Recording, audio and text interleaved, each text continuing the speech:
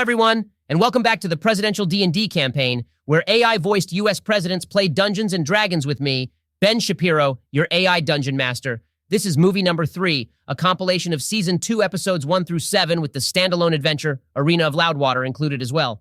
Thank you for tuning into this, which will be our last compilation movie since going forward we are producing full-length movies instead of episodes. We are very grateful to our community and wish you all the best. We also want to give a shout-out to those who participated in our Super Chat during the last premiere on the Call of Cthulhu movie. We can't put their names here since the AI does not do well with usernames, but they'll be in the description below as a special thank you. Now to the movie. This is the Season 2 premiere, an exciting milestone for the campaign and the channel.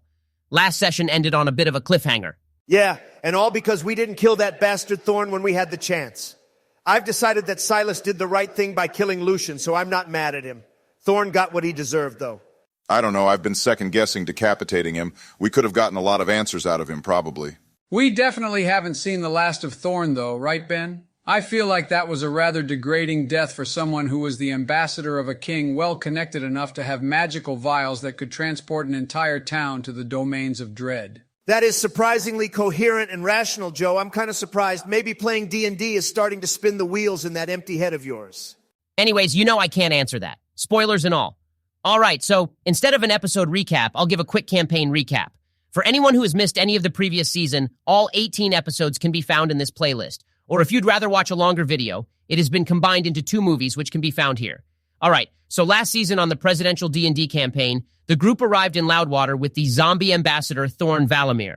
King Rex had hired you to escort him to Loudwater, and just after you made it there, Thorne also offered more money if you helped him retrieve the artifact.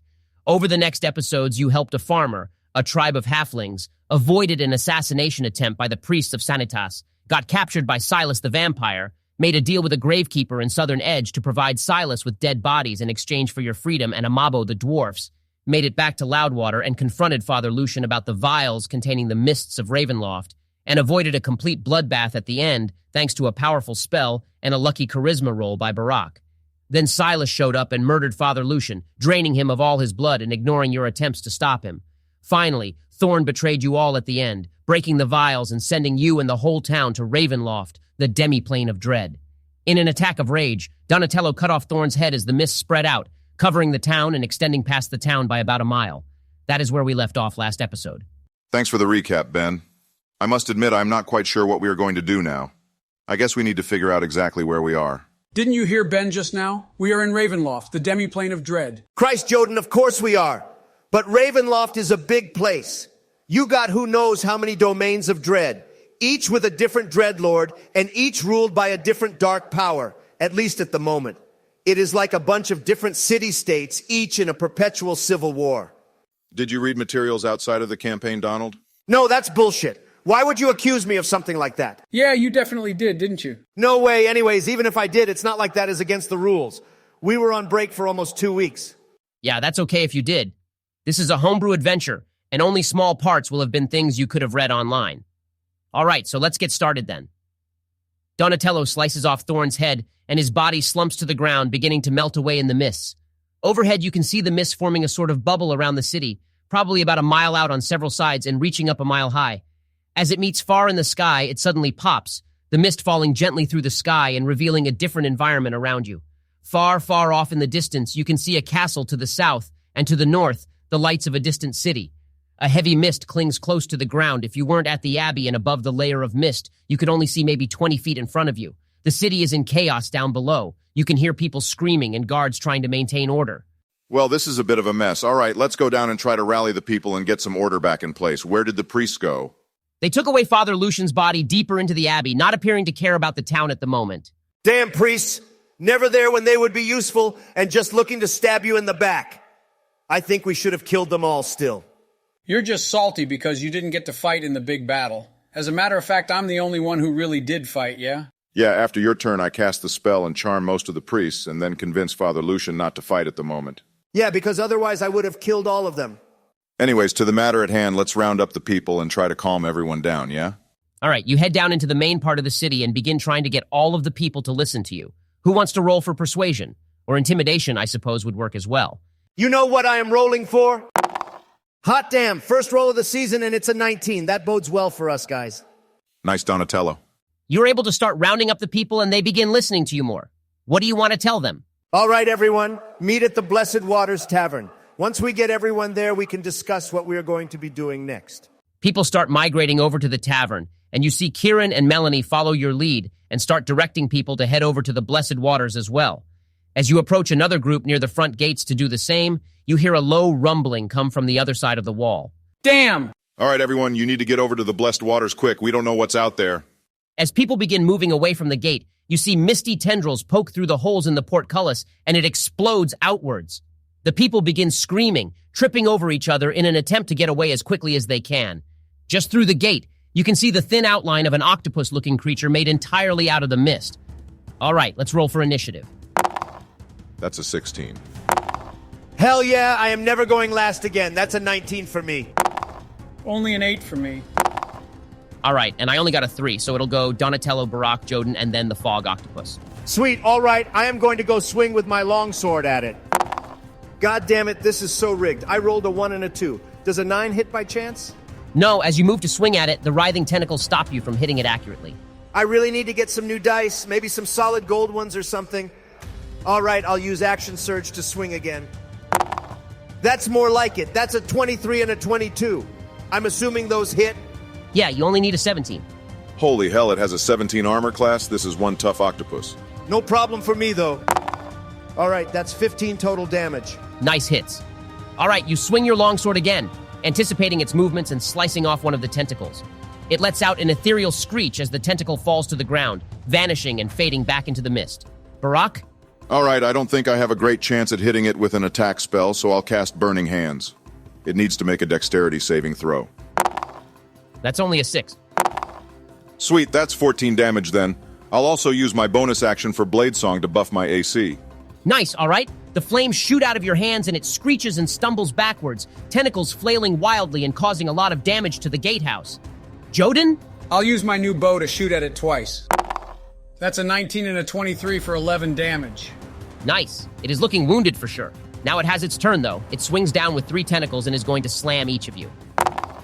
That's an 11 to hit Barak, an 8 to hit Donatello, and a 13 to hit Joden. Correct me if I am wrong, but I think all of those miss, yeah? Yeah, I have a 14 armor class, and I think everyone else has more than me since Barak is using his Blade Song thingy-majig. Yeah, that's what I thought. All right. It is then going to use its bonus action to disperse a thick cloud of mist, making the area heavily obscured. We will go to the top of the round then. So if it is heavily obscured, I can't see it? Yeah, so this will function as a sort of one-sided magical darkness. Your attacks will have disadvantage, however, it can see through the mist, so it will have advantage against you. That's OP. No problem, guys. All right, I'll swing at it with my longsword. Damn, I did roll really great as to be expected, but the first attack with disadvantage is only a 16.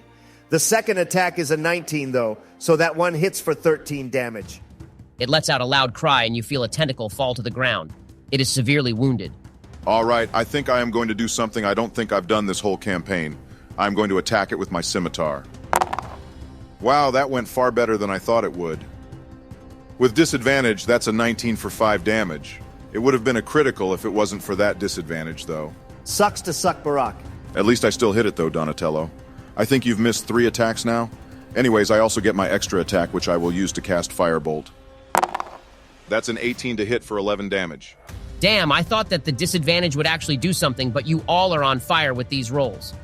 All right, that firebolt strikes true, banishing some of the mist, and you see the octopus creature fall backwards with a thump, vanishing into mist as it hits the ground.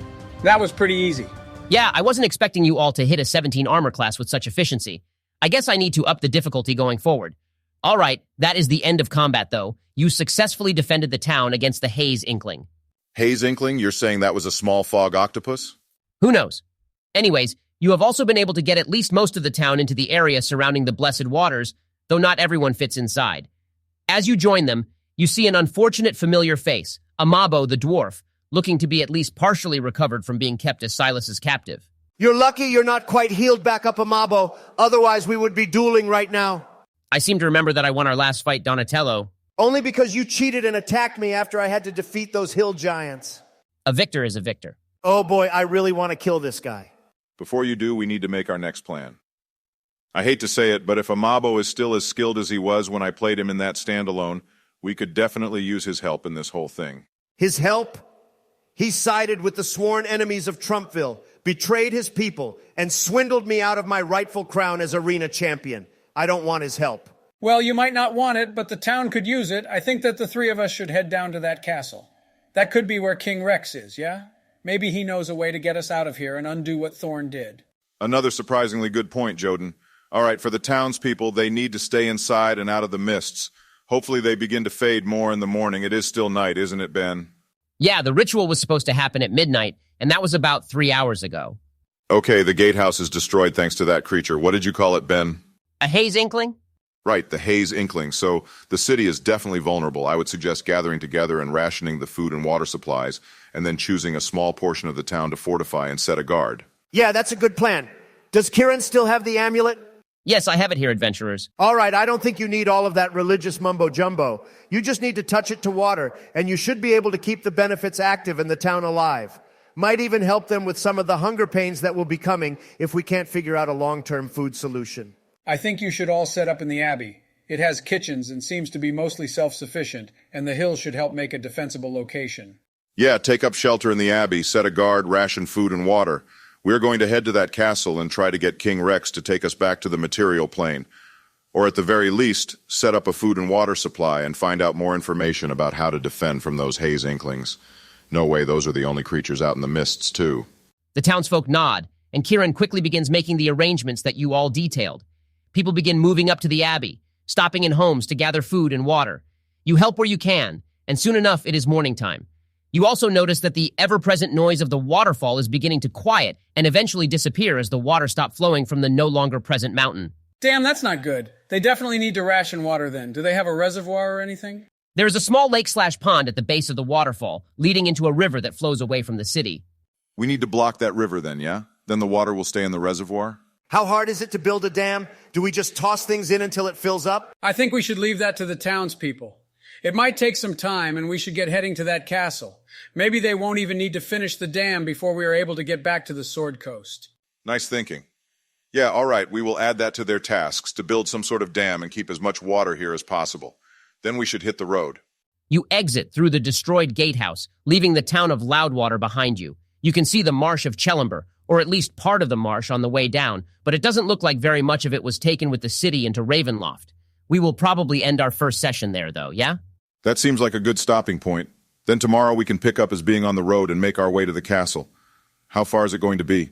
It is definitely way off in the distance. You might be able to make it at the end of the day tomorrow. You can't actually see the castle from here. You could only see it on top of the Abbey's hill. Yeah, I'm sure nothing is going to go wrong traveling through a small portion of the marsh of Chelumber, which has been transported into Ravenloft. Hey, now that I'm thinking about it, can I use the sending stone to try to send a message to Silas? See if he came along? You pull out the sending stone. What do you want to say?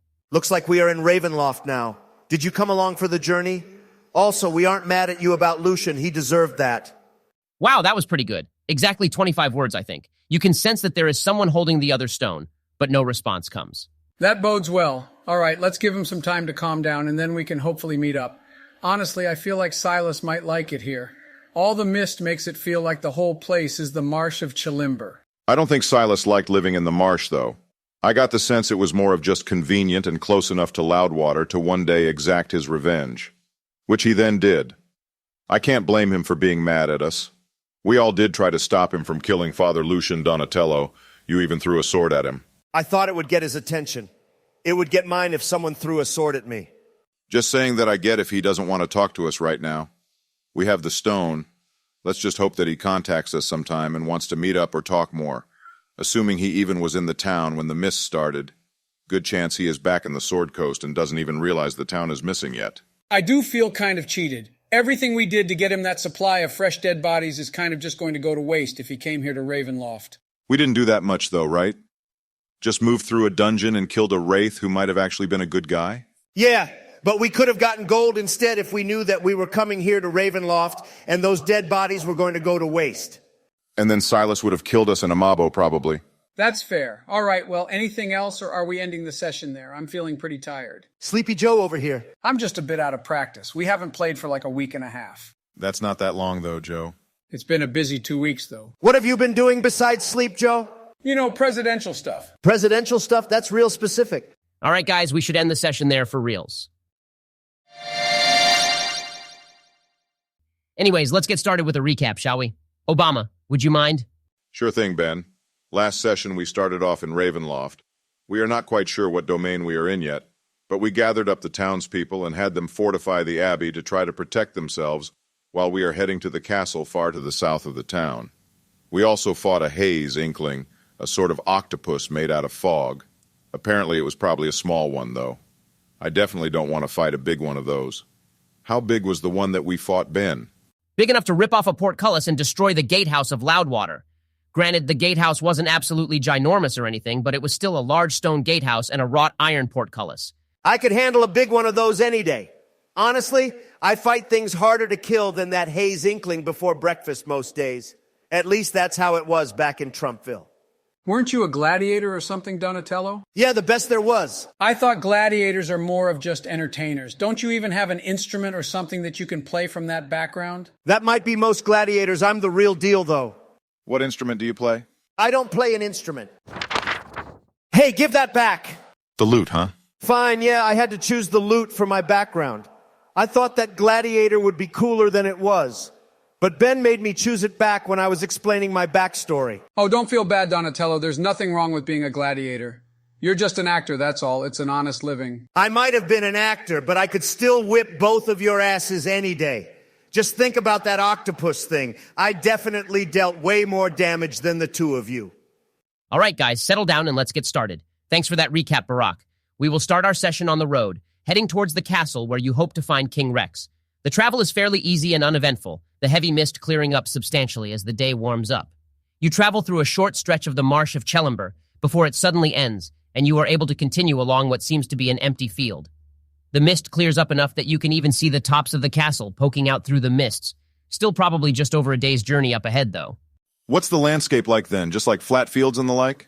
Yeah, short hills occasionally pop out of the mist, but honestly, it is like traveling through Kansas, except there is an extremely heavy mist that still clings to the ground. So instead of being able to see to the horizon, you can only see maybe half a mile in any given direction before the ground is obscured by the mists. Oh, great, because who wouldn't want to be walking forever in Kansas? Yeah, that's pretty boring. Any more of those octopus things, Ben? No more haze inklings. However, you do hear a commotion up ahead, and as you hurry towards it, you see a short man in a colorful red cape standing on top of a small wagon. One of the wheels snapped and broken, and you see a handful of figures trying to climb up as the man swings a cane down at them. Are they zombies? You can't quite tell from here. Yeah, they're zombies. All right, yeah, as you get closer, you see their rotting flesh and can even smell them. Definitely zombies. Let's roll for initiative then. Hold up for a second. I thought Thorne said that his whole land was zombies. Are these citizens or are they just zombies? Does it matter? I thought you were the one who said that zombies are always bad unless they are rich zombies, right? Yeah, that's fair. I did say that. All right, let's kill them then. Sweet, that's a 21. I got a 19. Damn, only an 11. I feel like I haven't been rolling great this season so far. Well, I got a 7. You're rolling better than I am. That's not saying much. You missed 3 attack rolls in a row last session. That was pretty terrible. Yeah, I was thinking about it, and I should have done the special fog thing before I attacked. Then I would have gotten advantage on it. Oh well, always next time, though. All right, well, I am going to go attack the zombies. They're about 60 feet from you, so if you want to get to them with your sword, you'd have to wait until next turn. You could use your action to dash to move further if you want, though. What? This is rigged. Fine, I'll shoot my crossbow at them after moving the 30 feet. You have a crossbow since when? Since the beginning of the campaign. I just never use it because I'd rather be up close and slashing than being a coward so far away. All right, so I'll shoot it twice then. Actually, since it has the loading property, you can only attack with it once per action regardless of your extra attack. What? This is so rigged. All right, fine, whatever. I'll shoot it once then. That's a 19 on the dice. Is that still a critical hit because of my improved critical? Yeah, that is. Sweet, that's 12 damage then. You fire a crossbow bolt and it flies true, striking one of the zombies in the shoulder and pinning it to the cart. The other zombies turn and begin running at you, making almost a screeching sound rather than the typical zombie groan. You hear the man exclaim as well and jump off the carriage, working on the wagon wheel with surprising efficiency. Not normal zombies then? How many are there, Ben? There's 6 of them. I'm sure you could guess my next question. Are they close together? Except for the one pinned to the cart. Yes, they are close together. Your fireball would be able to hit all 5 of them. Fireball it is then. Damn, I got below 10 on all 5 rolls. Since they have a -2 to dexterity, one of them literally got a 0. Sweet, all right, that is 24 damage then. That is going to incinerate all 5 of them, reducing them to nothing more than dust as a huge explosion rocks the ground around you. The man working on the wagon up ahead jumps with fright and then begins running out to where the zombies were. Damn, all gone. You hear him saying, Wow, nice going, Barack. Those were probably his friends. His friends, they were attacking him. Hey man, you okay? He kneels down in the middle of the smoldering crater, apparently not bothered by the lingering flames of the fireball. Yeah, I'm fine. It's just not easy to capture a feral for my experiments, and they aren't made that often either. A feral zombie? What are you, a necromancer or something? Well, yes, of course I am. Don't you recognize me? I am Dr. Necrotech in the flesh, pun intended. I'm sorry, Dr. Necrotech, and you're a necromancer? Isn't that something you probably don't want to be broadcasting? Why would I hide who I am? Because necromancers are, usually evil. An evil necromancer? Ha! I never would have thought of that. Usually it's those clerics that you really need to be fearful of. Where are you lot from? Obviously far from here if you haven't heard of me. Maybe over in Neverchar Springs or something. No, I am from the distant and honorable city of Trumpville. I am Donatello, champion of the arena. Trumpville, where is that? Is that part of old Cardina's territory? She frightens me, that one. Well, that answers that question then. We must be in Thorne's homeland. I think he called it Darkon, yeah? He mentioned Cardina while he was drunk way back in that one episode. Oh yeah, I remember that. No, you don't, Joden. Stop lying. No, we are from the Sword Coast. It's a different plane than this one. Oh, really? You are familiar with extraplanar travel then? Interesting. Perhaps this was more than fate that we encountered each other. See, I have been working on a new invention, the Grave Transit System, I'm calling it. It will revolutionize travel, you see. Make it so that one can enter a graveyard here or near the castle, and then poof, you'd be in Mantira Bay before you know it. There are some kinks in the item, though. The last one I sent through ended up more than 6 feet in the ground, and that's no good for anyone you know. I'm only picking up parts of what you are saying, but that seems useful. How can we help? I'm not going to be one of your test subjects. Oh, no, nothing like that. Though I can assure you it is completely safe. I definitely worked out that kink, and there should no longer be anyone teleported under the ground. But no, I just need someone in the graveyard observing while I send a feral through from a different graveyard. Is that something you would be able to help me with? You mentioned that before. What's a feral? Oh, dear me, my apologies. I'm not used to talking to someone not from here. We don't get many visitors. At least not that the Night Watchers don't take care of pretty quickly. A feral is one of the citizens who, well, needs a reboot, let's say. They have lost their sanity and their mind. Undeath does that to you. So you're undead then? Well, yes, of course. Everyone here in Darkon is undead, except for perhaps those shadow shippers. Interesting folk they are. All right, why did you say they need a reboot? What does that mean? Well, kill them, I mean. After you kill a feral, it'll take a couple days, but then they'll come back as their happy self. Nightmare for the prisons, as I'm sure you can imagine. Immortal inmates are quite the problem. But obviously they aren't immortal. We just killed those zombies. For a bit, yeah. It'll make more sense once you make it to Castle Avernus. You are heading to the castle, yes? At least that is the only thing this far south from Illaluk. Yeah, we are going to the castle. We need to talk to King Rex. Good luck with that. Now, for my experiment, there is a graveyard not more than 3 miles further south. A battle was fought there just after the eclipse. If you camped there tonight, I can make it to the eastern yard early tomorrow morning. And what do we get for this? Besides the honor of working with Dr. Necrotech himself, well, you'd have one of the Grave Transit System keys for your own personal use. After I work out the kinks, of course. And I can give you a discount on one of my other marvelous inventions as well, if you would like any of them. Who am I kidding? Of course you would. What other inventions do you have? Well, perhaps I can interest you in one of my newer inventions. Hasn't even been seen in Illaluk yet. I call it the Sight Stealer. He holds up a bloody eyeball and then spins it around, revealing 2 rows of razor-sharp teeth in the back of it.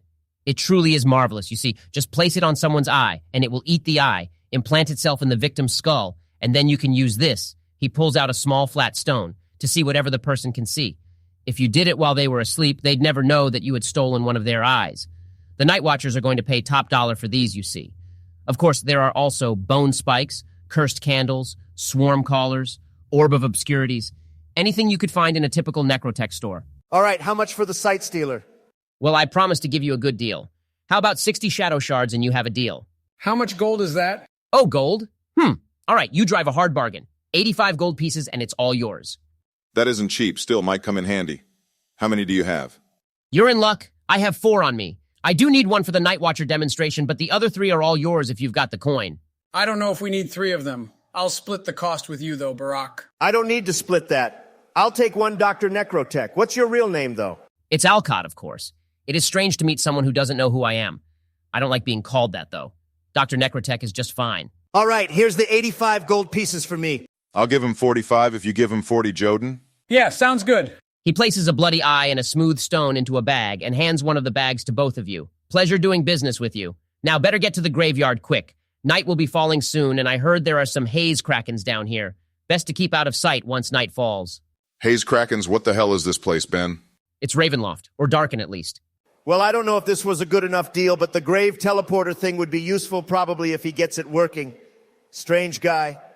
I think him and Hamlet would get along great.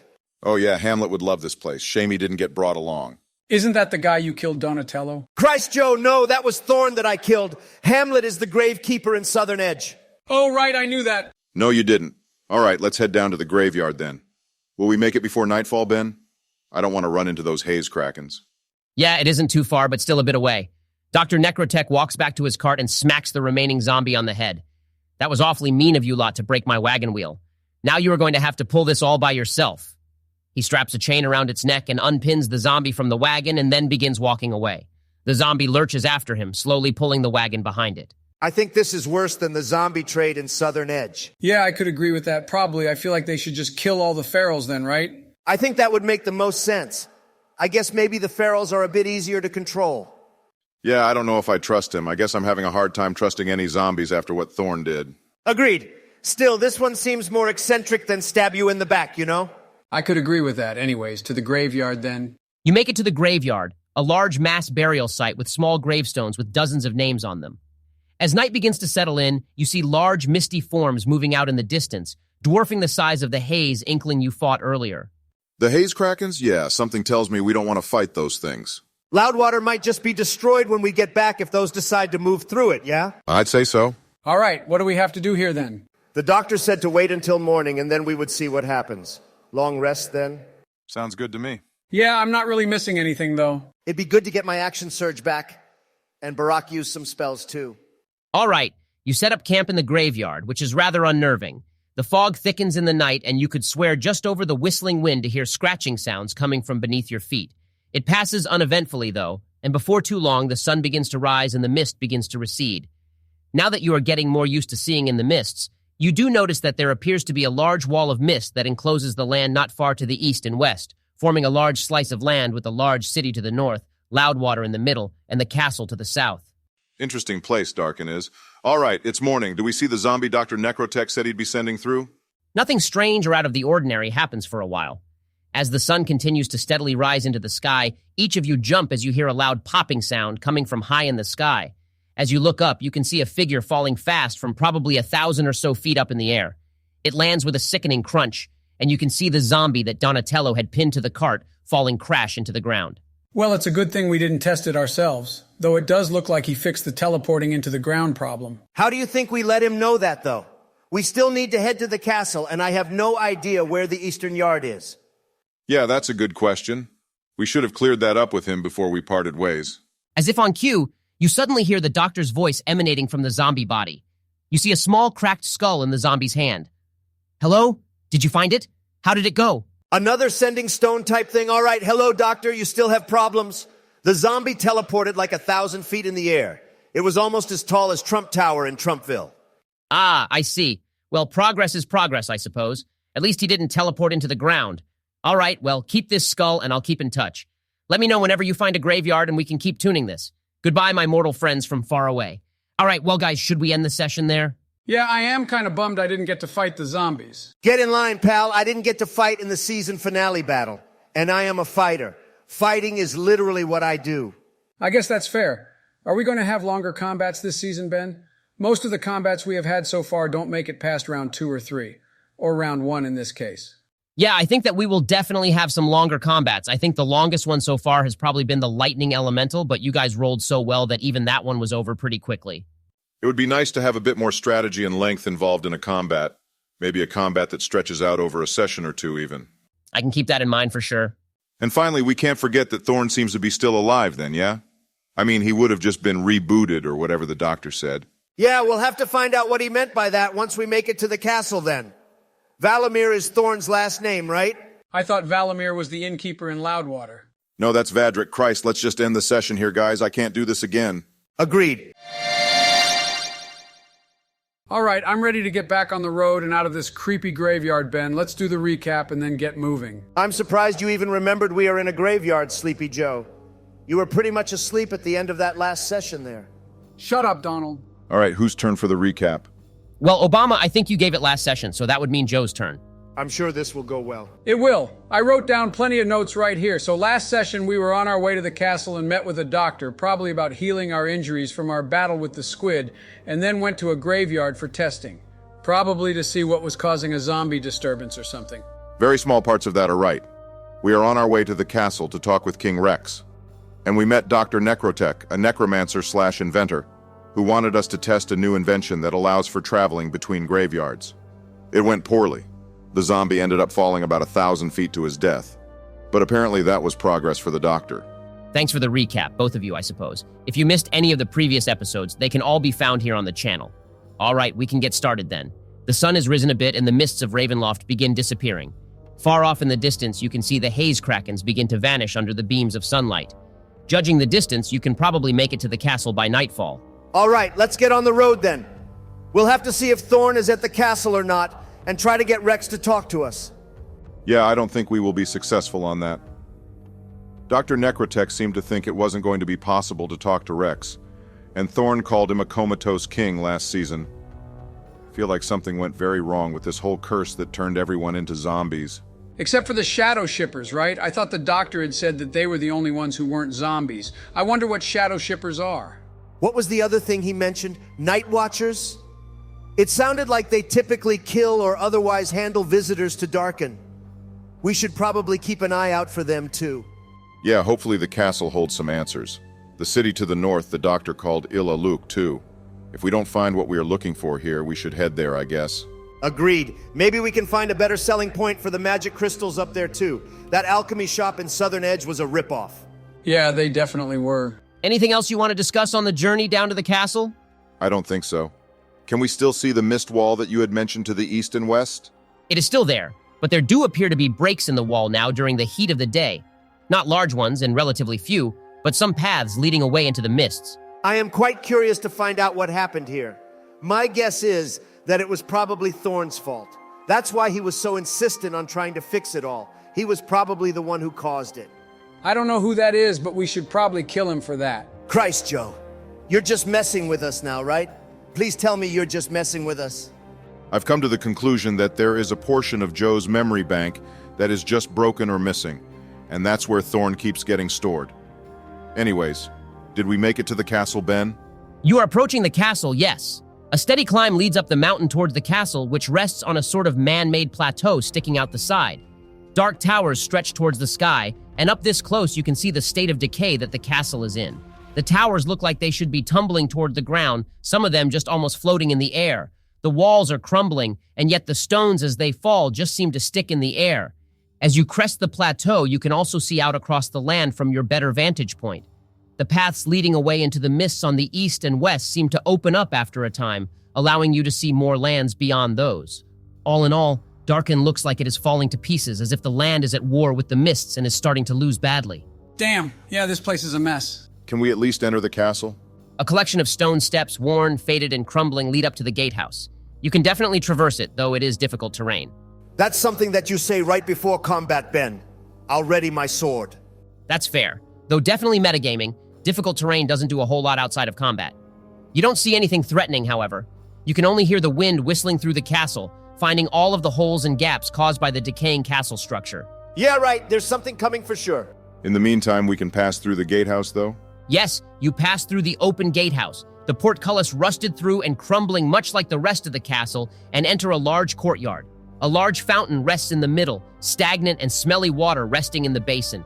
Though it is covered by vines and torn apart, you can see that it once would have been a majestic fountain of a man, sword in one hand and holding a flame in the other, with a crown on his head. Probably King Rex, yeah? I wonder how old all of them are. Did Thorne ever say? Not that I remember. If they are all zombies, though, who knows how old they are or how long the land has been like this. Dr. Necrotech seemed to accept it as a way of life, so I'm guessing it's been quite a few years. Given the state of the castle, could be a much longer time than that too. Yeah, I think that's a fair estimation. It would take a long time for a castle like this to fall apart. At least if they took any care and the construction wasn't sloppy. Behind the fountain, the keep rises up to the sky, even more torn apart than the exterior walls. You can see through walls that are in the process of falling, yet held in place by some form of magic. Honestly, without the magic, you would probably just be looking at a pile of loose stones and rock.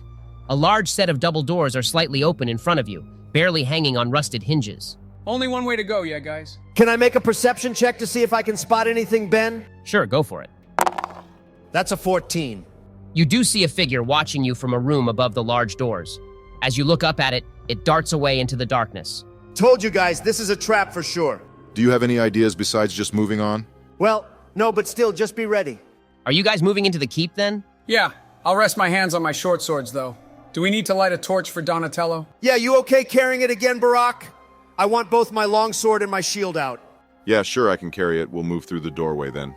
You enter into the keep and find yourselves in an elaborate entry hall. Or rather, what once would have been an elaborate entry hall.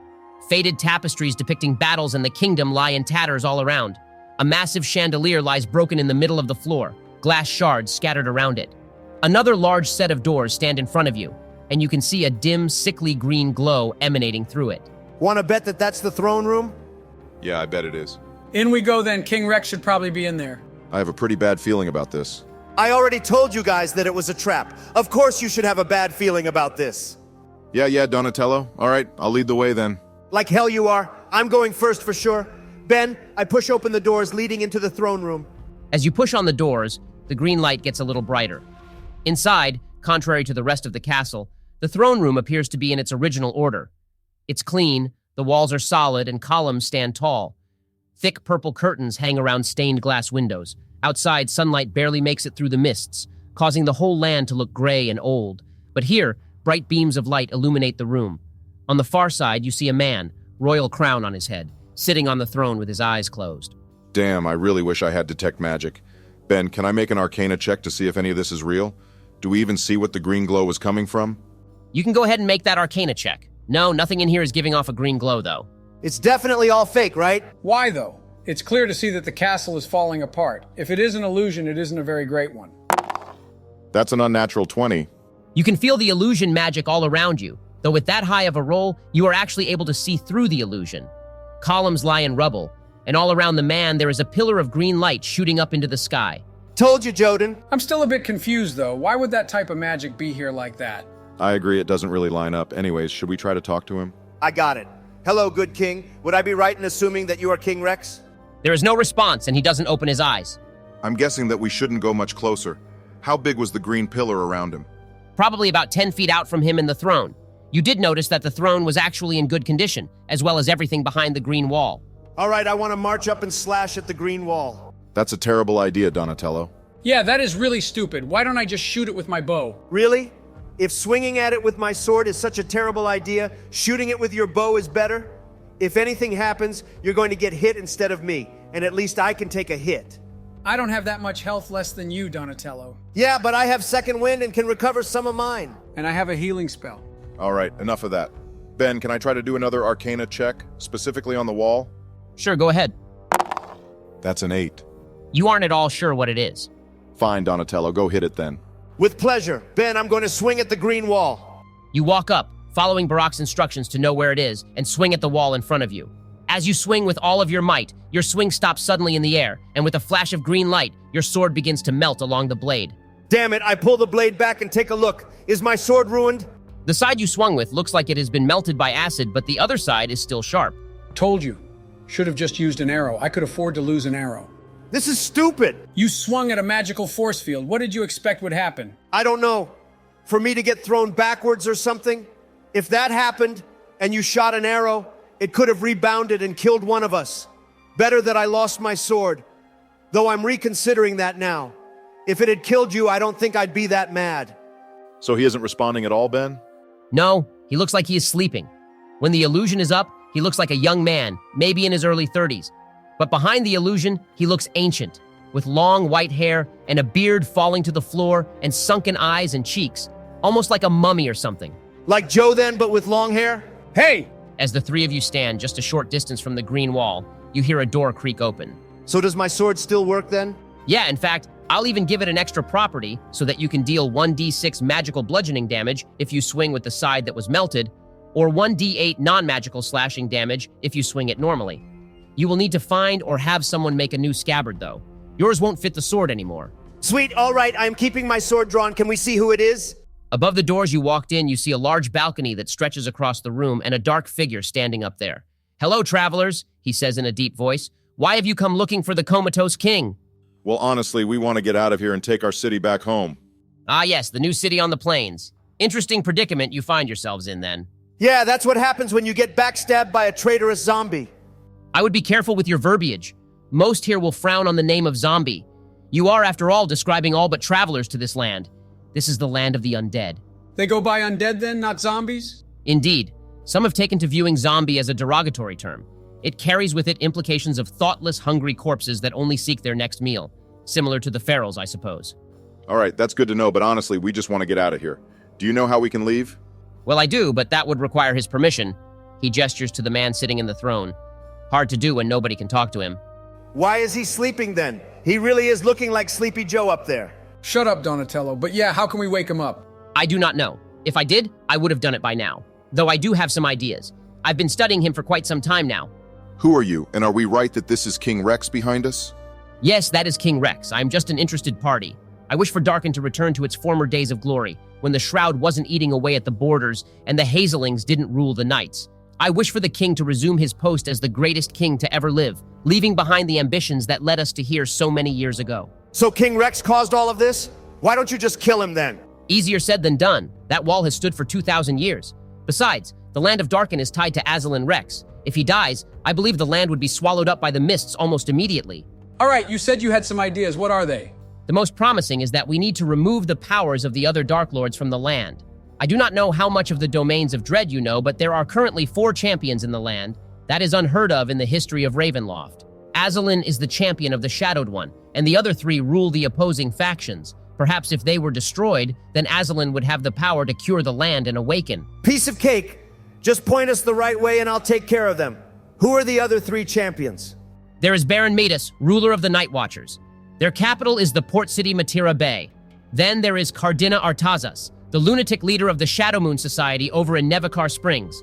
And finally, Madame Eris, currently 3rd in power of the Ageless Council, though I suspect the other 2 to be more of figureheads than true leaders.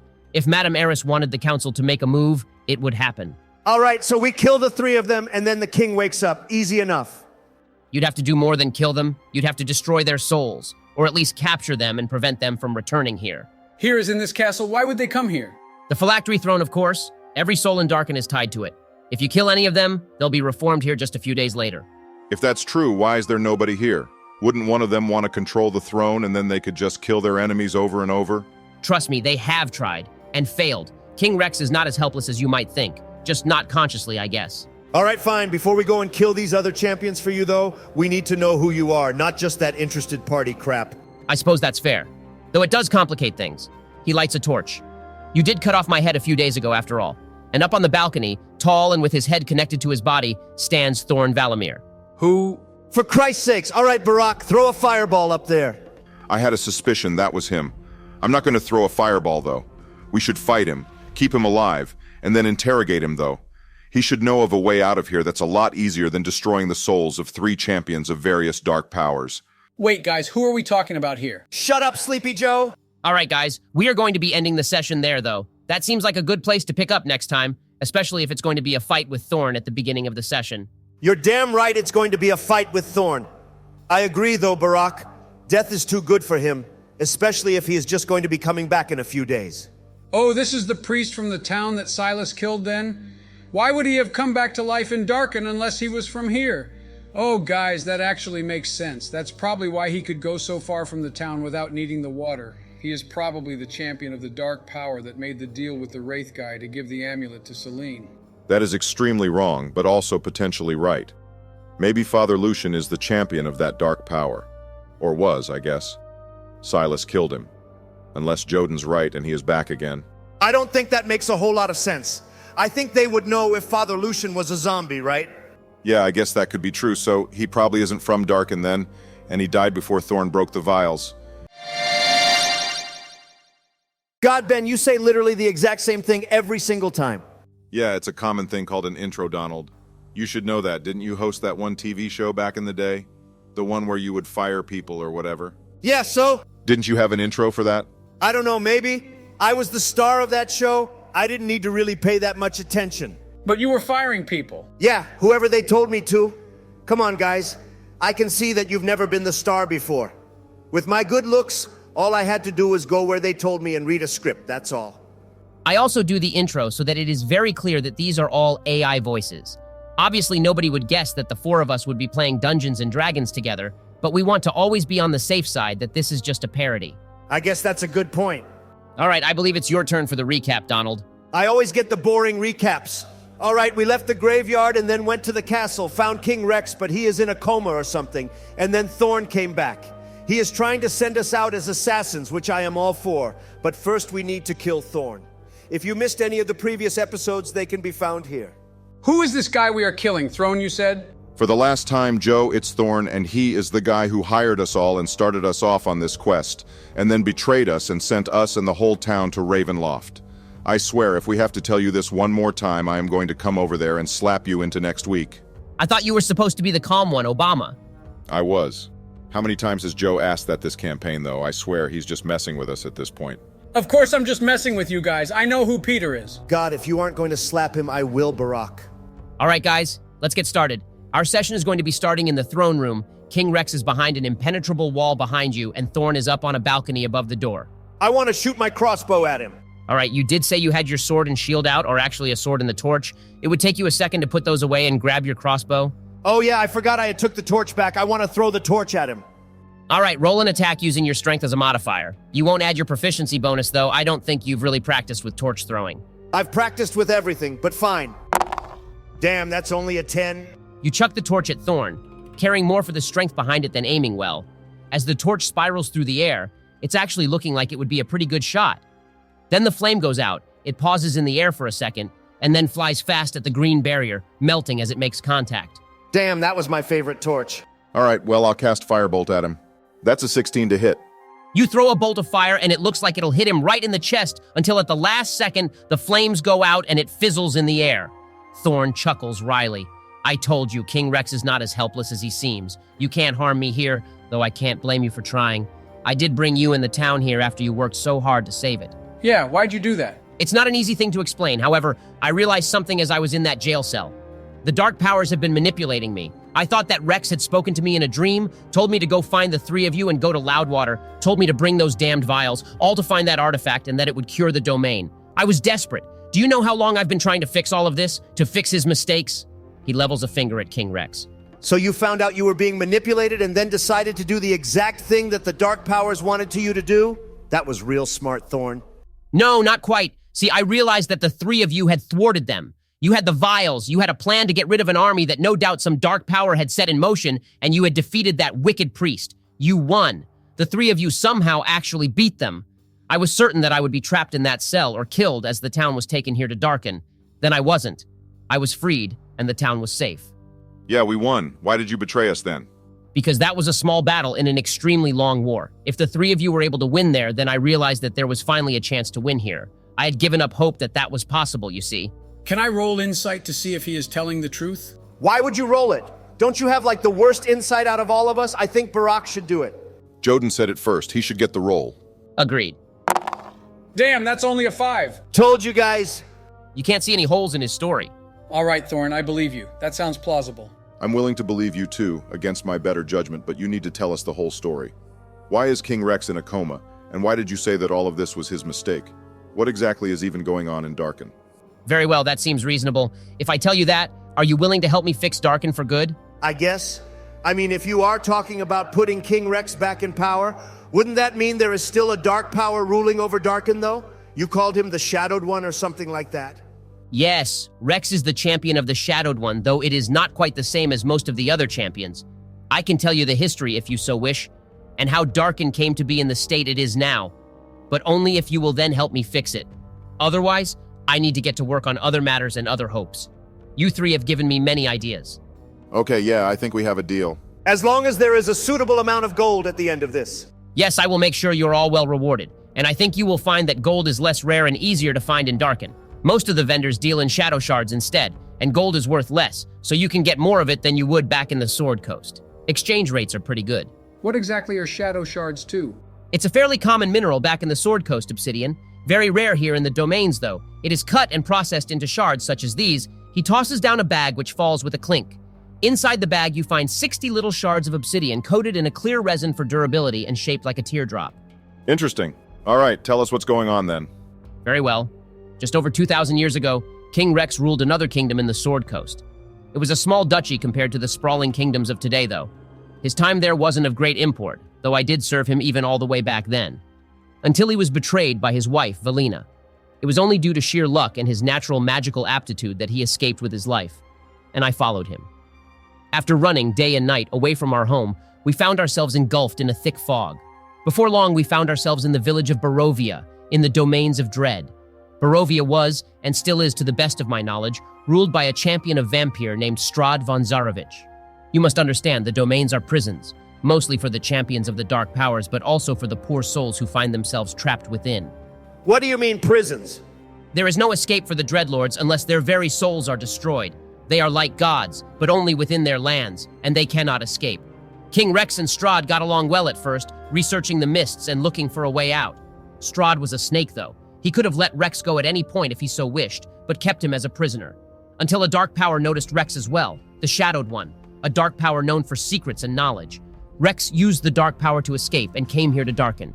It was ruled then by a petty dreadlord that was easy enough to depose, and so Rex came to own his own domain of dread, but he was trapped here as a prisoner. That's a bum deal. Sounds like you and Rex had a streak of bad luck then. It still has not ended. Rex was always searching for more knowledge, wanting to get back to the Sword Coast and take his revenge on those who had betrayed him. The Shadowed One led him to a rite that would allow Rex to become a lich, an undead being of tremendous power. Keep in mind, this was over the course of about 20 years. In that time, Rex had even remarried and sired a son, Zalathor. But Rex never wavered from trying to be free from his prison. The process to becoming a lich is a painful one, paved with a river of blood. But Rex wasn't going to just murder anyone, so he took prisoners, murderers, and traitors and put them to death as part of the ritual. I won't condone what he did, but it was his way of trying to maintain his humanity by not shedding innocent blood. It came to the final day. The ritual was almost complete when the final prisoner came before him. It wasn't another prisoner, though. It was his son, Zalathor. All right, so he killed his son and ascended to lichhood then? No, he refused. He demanded that another prisoner be brought before him. Zalathor insisted that if his father were to take one more life, it would have to be his own. Rex continued to try to refuse, and even fought off a possession by the Shadowed One. But ritual magic is dangerous. The ritual demanded a sacrifice, and Zalathor suddenly began bleeding out without a wound. Azalin used all of his concentration and magic to prevent his death. What happened next was disorienting. Even after literal millennia spent trying to remember, I still haven't been able to fully remember what happened. There was an explosion of green energy of some sort, and the mists flooded the land. It took over everything, and Azalin was weeping over the body of his son. There was darkness then, and then it was gone. Rex sat on his throne, face furrowed in concentration, and the mists receded. Not quite to where they were before, but significantly lessened. Then the death wall went up. Damn. Agreed. The kingdom fell apart over the next couple of months and years. The mists have slowly encroached in, eating more and more of the land, and the people realized they were in essence immortal. Once one died, they would reform at the castle within a few days. There were some sieges at first, but then powerful magic began protecting this place. I am the gatekeeper here, the royal ambassador. Nobody can enter without my permission, and I send reformed undead back to wherever they were before. Most of them don't remember who they were in previous lives unless they have somehow attracted the attention of a dark power. Okay, so the kingdom is still continuing to fall apart, but it sounds like you think that King Rex is holding it all together, but it is taking all of his will to do so? All because he failed a ritual that was designed to turn him into a lich? And if what you say about everyone else is true, how do you still remember if you aren't the champion of a dark power? More or less. I've lost hope that he would awaken over the past 1,000 years or so. That was until I had a dream where he talked to me. But of course, that wasn't him. I'm not even sure which dark power it was. I don't know why I remember everything. I have guessed that it is due to me holding favor in King Rex's court. All right, I can agree not to kill you, I suppose. So we can probably help you out then. This is going against my better judgment, though. I just don't see any other way. How do we get to Mantira Bay? That's where you said Baron Midas was at, right? Indeed, that is the home base of the Night Watchers. Who are the Night Watchers? The doctor mentioned that most visitors are handled by them. The doctor? Dr. Necrotech, I presume? Interesting fellow. I haven't quite figured him out yet. He is new to Darkon, which is quite strange. But he doesn't seem to be on the side of a dark power. Anyways, the Night Watchers are an underground group of enforcers and assassins. They claim to be the solution to crime and corruption, but honestly, they are one of the roots of it. Baron Midas is their leader, hiding deep under the radar in Mantira Bay. He controls all of the incoming shipments from the shadow shippers, merchants who traverse the mists and trade between the different domains. That answers who the shadow shippers are then. How do they cross the mists? I don't know. They have been coming here ever since Rex and I arrived in Darkon. All right, that brings us back to my original question. How do we get there? Well, I use teleportation circles to transport everyone back to where they came from, or at least where I suspect they came from. I can send you there when you are ready. Though after that you are on your own. I was already away from the castle for far too long while you were accompanying me to Loudwater. How did you get out of Darkon then? If you were able to leave, then I assume you have a way out? I thought it was Rex who had given me permission, but some other dark power must have opened the way out. I simply rode with my caravan out into the mist and found myself outside Phandelver. Interesting. Not sure if I believe you, but I'm itching to kill someone, and apparently we aren't going to be able to kill you. All right, finally, any tips on handling those haze krakens and stuff out there? The Hazlings will largely ignore any organized settlements and structures, particularly graveyards. The only exception is if they are threatened or confused. So the one that attacked Loudwater was just confused then? A haze kraken attacked Loudwater, and it is still intact? Impressive. It was a haze inkling. Though now that I say that, I realize that we probably don't know that. Ben, you had said that during combat that one time. Oh yeah. Let's say that Dr. Necrotech informed you of the name, and you put it together after seeing the haze krakens from the graveyard. Ah, that makes more sense. Still impressive. Loudwater must have been placed in its typical track. The mists chose where it would be located. It was only good fortune that you made it to the castle so quickly. I only reformed after you killed me this morning. That was a fun time. You deserved it. I do not hold it against you. Well, are you ready to head to Mantira Bay then? Yeah, I guess let's get out of here. Oh, but first, Loudwater needs food and help if more of those haze inklings or a haze kraken attacks. I'll make sure they have an adequate supply of food and water. Ilaluk is only a day's journey north of there. Oh yeah, can you actually take us there? It would be good to be in a large city again. I hope that Mantira Bay is large enough for you. I could send you to Ilaluk, though you would become an undead if I did so. There is only death inside of the city. It was the most affected by the eclipse. Is the eclipse when that whole thing with Rex happened? Yes, that is what the inhabitants have taken to calling it at least. Any who travel to Ilaluk will die after passing through the necrotic zone. Well, that sucks. All right, to Mantira Bay then. I'm hoping that there are merchants and stuff there. It is the main location where the shadow shippers enter Darkon, though some do pass through Neverker Springs as well. You'll find plenty of merchants for whatever you need. All right, finally. If gold isn't really worth much here, mind giving us an advance or some shadow shards or anything. It'd be nice to have enough money to do what we need to in Mantira Bay. I'm guessing it won't be easy or cheap to find the leader of the Night Watchers. I must be rubbing off on you, Sleepy Joe. That's a brilliant idea. All right, roll for persuasion. He'll definitely give you some since you made a good argument, but how much will be dependent on your roll? Wow, I'm impressed. That's a 21. That is a valid argument. Very well. In addition to the 60 shadow shards I tossed down earlier, I'll give each of you 100 shadow shards each. So you'll all have a total of 120 shadow shards. Fair enough? Yeah, that sounds great. Thanks, Thorne. Though honestly, you also owe us, I believe, 500 gold pieces each for helping you obtain the artifact. You didn't bring me the artifact, though. Well, we still helped you, and the artifact is here in Darkon now. Very well. I'll give each of you an additional 150 shadow shards, but that is it. Sounds like a good deal. All right, where's the teleportation circle now? Just through these doors. Give me a moment to collect your money. He exits through a side door and brings back 3 small bags. Each of these is also an enchanted bag of holding. It won't hold a lot, but should cover any and all money that you obtain while here in Darkon. Your 250 shadow shards are inside. Wow, thanks, Thorne. For reals this time. All right, as he opens the door to the teleportation room, this seems like a good spot to end this session, yeah? I gotta say, him giving us all that money definitely helped win me back over. Maybe he really was just hopeless and saw a slim way out by betraying us and sending an entire town to the domains of dread. Yeah, I don't know if I quite forgive him, but I can sympathize with his situation. I can't even imagine how long 2,000 years of watching your kingdom be torn apart would feel. He saw a way out and didn't want to risk us not being willing to come along. Yeah, seems like Peter might actually be a good guy. Mary, Mother of God, I'm gonna smack you so hard you won't be able to run again in the next election, Joe.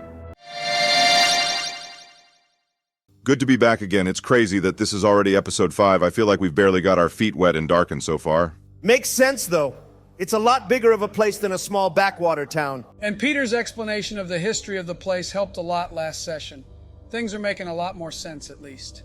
Yeah, this place really goes screwed over by both the Dark Powers and King Rex not finishing that ritual. Is that very common for a ritual to go so haywire? I'd have to make an Arcana check, but I feel like that makes a lot of sense.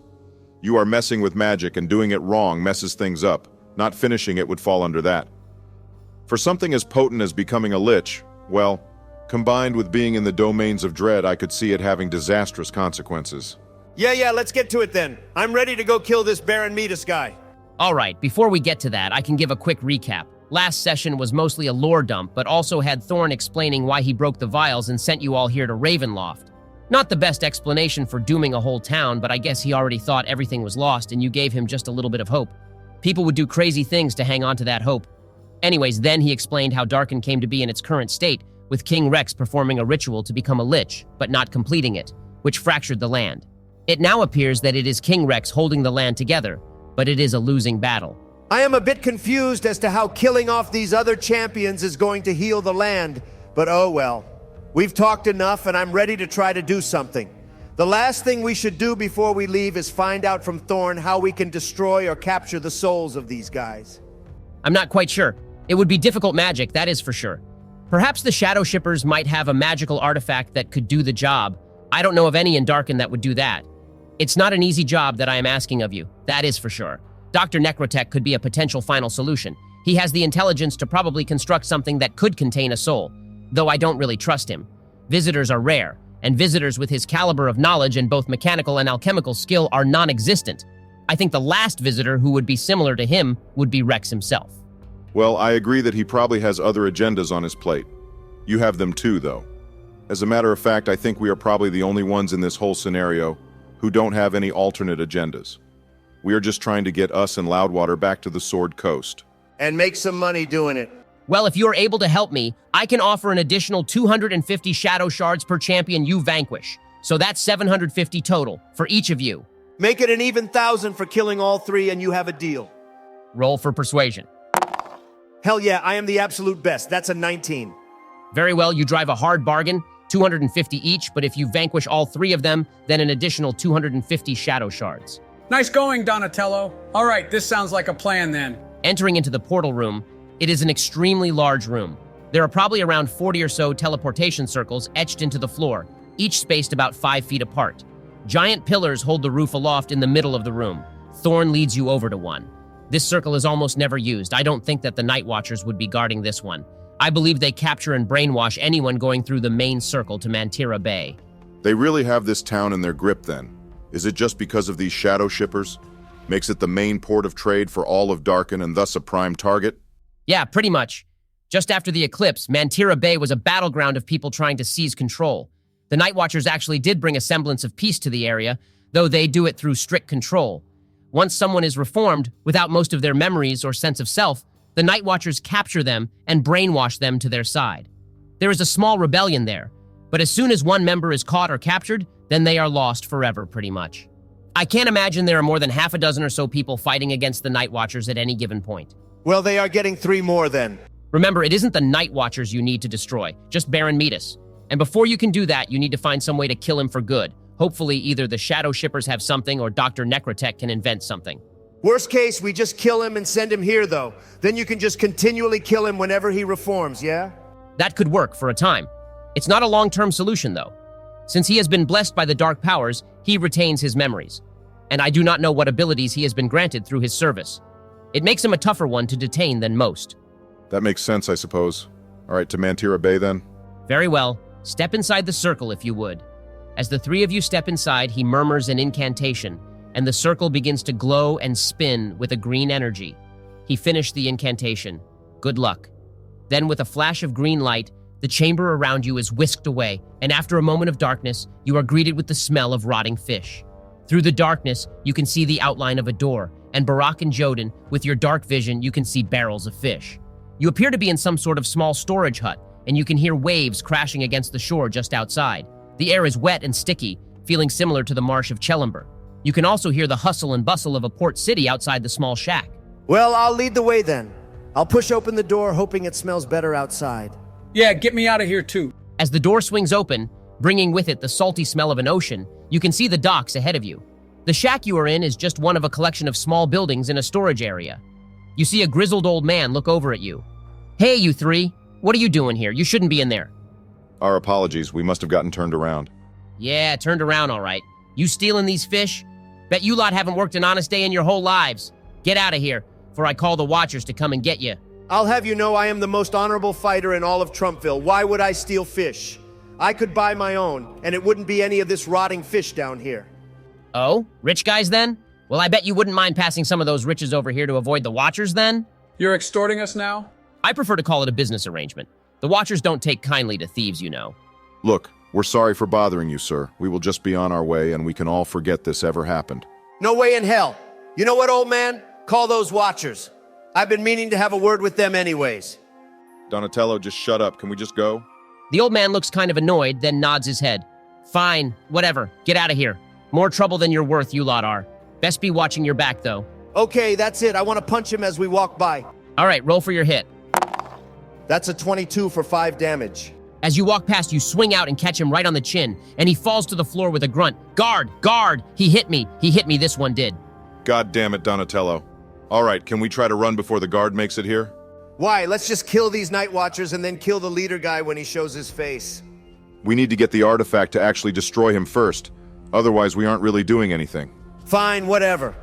I'm not running away like a coward, though. Let's just walk away and pretend like we have no idea who this guy is or what happened. I can talk my way out of it. So your plan is to talk your way out of being arrested by a corrupt secret police who will probably kill us as soon as they realize we aren't zombies? I'll act like I came with the Shadow Shippers. Fine, I guess we will all face the guards together then. I'll ready invisibility to cast on the two of you if things go sideways, and then I'll Misty Step away myself. All right, within just a minute or so, you see a group of 3 men walking down from the docks over in your direction. The old man comes running up behind you. This one, he is the one who hit me. The man in the lead looks over at him. Nigel, this is the 3rd time someone has hit you while you've been down by the storage shacks. Something tells me it isn't them who are the problem. Yeah, he was trying to extort us and accused us of stealing fish. We came in on the ship and were just stretching our legs. Roll for deception, Donatello. Told you guys I had this handled. That's a natural 20. Ah, yes, I thought I saw the 3 of you get off that ship a while ago. No worries, we can handle Nigel here. He won't be bothering you again. One of the other men pulls out a short dagger and leads Nigel back down towards the shacks. For Christ's sakes, you just got that guy killed Donatello. Well, they are immortal, right? So he'll be all right. Yeah, just without his memories and everything. Christ, all right, let's just get out of here and keep our heads down. Let's head over to the ships and try to make a deal with some of the Shadow Shippers. Agreed. I feel bad for that guy. Well, I'm not going to be the bad guy here. Hey, random assassin dude, don't kill him, just let him go. I'm sure he's learned his lesson. The 3 men turn to face you. It's none of your concern, Fog Swindler. Keep moving. It's our concern now. Let him go or else. And I'll menacingly move my hand to my sword. All right, roll for intimidation. Damn, my luck had to run out sometime, I guess. That's only a 13. Fine, we will leave him alone. He waves his hand, and the man with his dagger drawn slips it back into its sheath. He points a finger at you. I'd not come back to the bay anytime soon. Get out of here before my generosity starts to slip.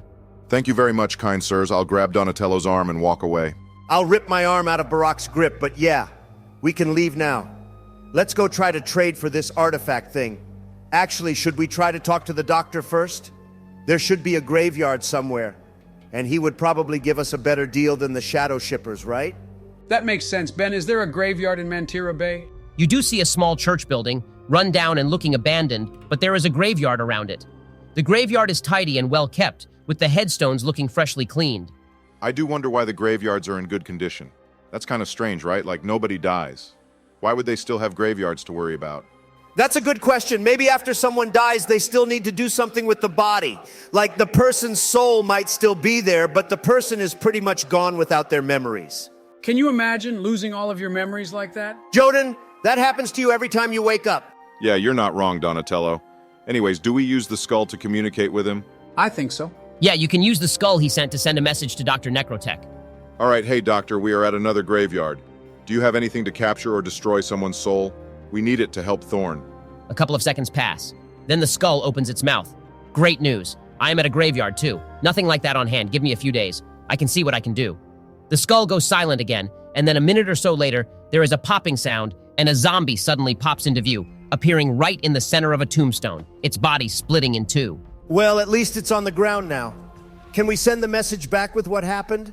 That would have to wait until tomorrow. The sending skull can only transmit a message once every midnight. All right, that makes sense. Can we also send a message to Silas? When was the last time we did that? That was just after you had arrived in Darkon, so you can try to send another one, yeah. Hey, Silas, we are in Mantira Bay. Let us know if you are still alive. Thanks for killing Father Lucian for us. Once again, you can feel someone on the other side of the stone, but no response comes. Damn! You know, maybe he did escape the mists, but the spell doesn't work right across planes. Can I make an Arcana check for that, Ben? Sure, go for it. All right, that's a 10. There haven't been a whole lot of experiments done on sending stones, but some of them do suggest that the spell can malfunction when traveling vast distances. That seems like a reasonable conclusion then, Joden. It could be possible that he isn't even getting our messages and could be sending a message back. I hope he is still in the Sword Coast, otherwise those bodies from Hamlet are just going to be piling up in the swamp. The swamp of timber is creepy enough as it is. It's the Marsh of Chelimber. All right, so the doctor said it might take a few days for him to come up with something. What do you want to do in the meantime? I want to go talk to some of the shadow shippers. Maybe they have some good things for trade, and we still have a couple of the crystal clusters, too. Hopefully we can sell them. And that stupid gold teapot, too. Oh yeah, I had kind of forgotten about the gold teapot. It wouldn't be worth much here though, right? We should wait to sell it until we get back to the Sword Coast? Well, we can at least see how many shadow shards they would be willing to pay for it. All right, you head back down to the docks, where you can see some tents set up and vendors hawking wares. There is quite the collection of random objects and foods, fruits only found in the jungles of Chult, Barovian wine stamped with the Wizard of Wine's logo, Trumpville specialty foods wrapped in ceremonial edible gold, and potions sealed by the Academy in Neverwinter. Bits and bobs and foods from all over the Sword Coast and the domains of Dread. Any magical artifact dealers? There are a couple.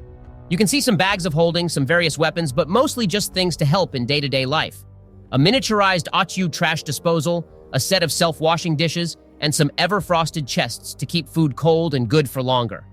There are a lot of people down here as well, mostly just looking, but some people making purchases. It's a trade day in Mantira Bay. An Ochu trash disposal?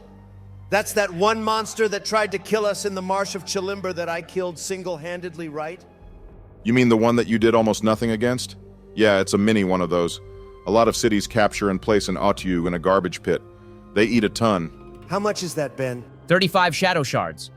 It is pretty bulky, though. It would be difficult to carry around while you are traveling. Yeah, all right, I didn't want it anyways. What about weapons? Any enchanted swords? There is an enchanted longsword for sale in one of the tents. A short and old gnome sits on a stool inside. Hello, I am Zephyr Pebblefoot at your service. May I interest you in this blade? You may pick it up if you wish. It is as light as a feather. You'll hardly feel it on your hip as you travel, and can swing it much faster. Still strong as any other blade as well, I can assure you. Light as a feather? Am I able to hit harder with it than Ben? Mechanically, it'll function as a +1 longsword, so you'll add an additional one to your hit and one to the damage, and it'll be magic damage as well. How much is it? 175 shadow shards, and it is yours. You drive a hard bargain. How about an even 100? Roll for persuasion. You'll have disadvantage since that's a hefty discount you are asking for. Okay, fine, whatever. Damn, only a 10. I'm sorry, 175 is already a great deal. It took great effort to procure this item. All right, fine, yeah, I'll buy it. Great, thank you for doing business. Can I interest any of you in any other items? A wizard should never be without a staff, you know. I have a staff of shadows right here. Very helpful for hiding in places where one shouldn't be. That's interesting. How much? 125 and it is yours? Sure, that sounds like a good deal then. Phenomenal. He hands you the staff, a dark wooden staff with an obsidian orb at the top. You can use it to cast the darkness spell once per day and in a customizable radius of up to 5 feet around you. So you could hide in a corner in a dungeon, or even during combat just have a 5-foot radius of darkness. In combat, it does count as a bonus action. Oh, I can see how that could be useful. And finally you, my fellow gnome friend, what can I help you with? Do you have any armor? I already have a magical bow, but some improved armor could be good.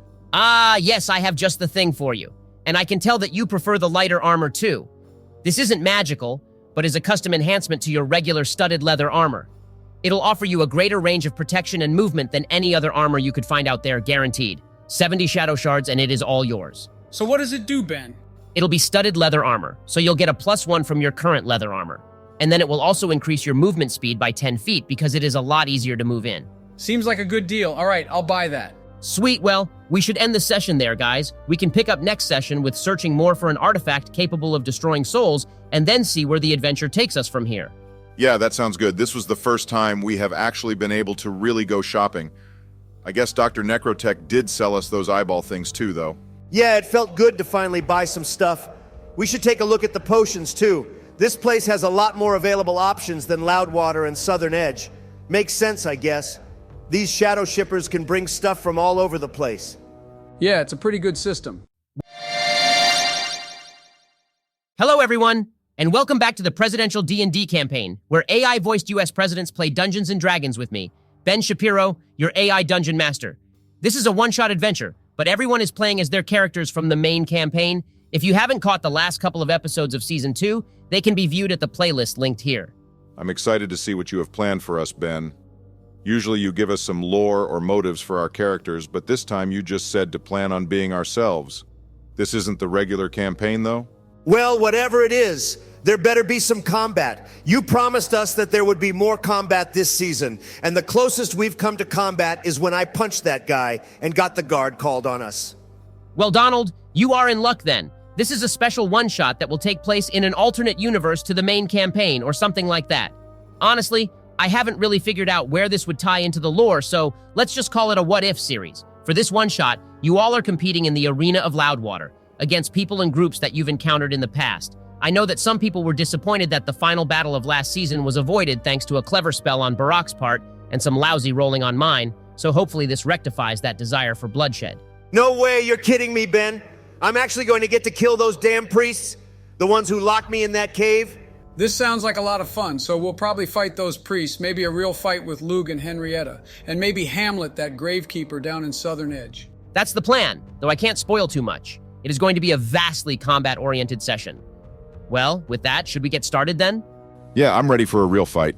Very well. Our session starts inside the famed Loudwater Arena, where spectators have come from miles and miles around to view the famous Loudwater adventurers fight against all of their famed foes. The stands are packed. Almost a full 200 or so residents of Loudwater have come to watch. 200? Did you mean 200,000? Well, no, it's a market day too, so it's just those people who were kind of bored. This is lame. It kind of makes sense. Loudwater is a pretty small town in the middle of nowhere. It reminds me of my high school graduation. It was the first one conducted in the country you know. I remember riding up in a horse and buggy in my finest tweed jacket. Man, those were good times. How in the nine hells are you still alive, Joe? That's a good question.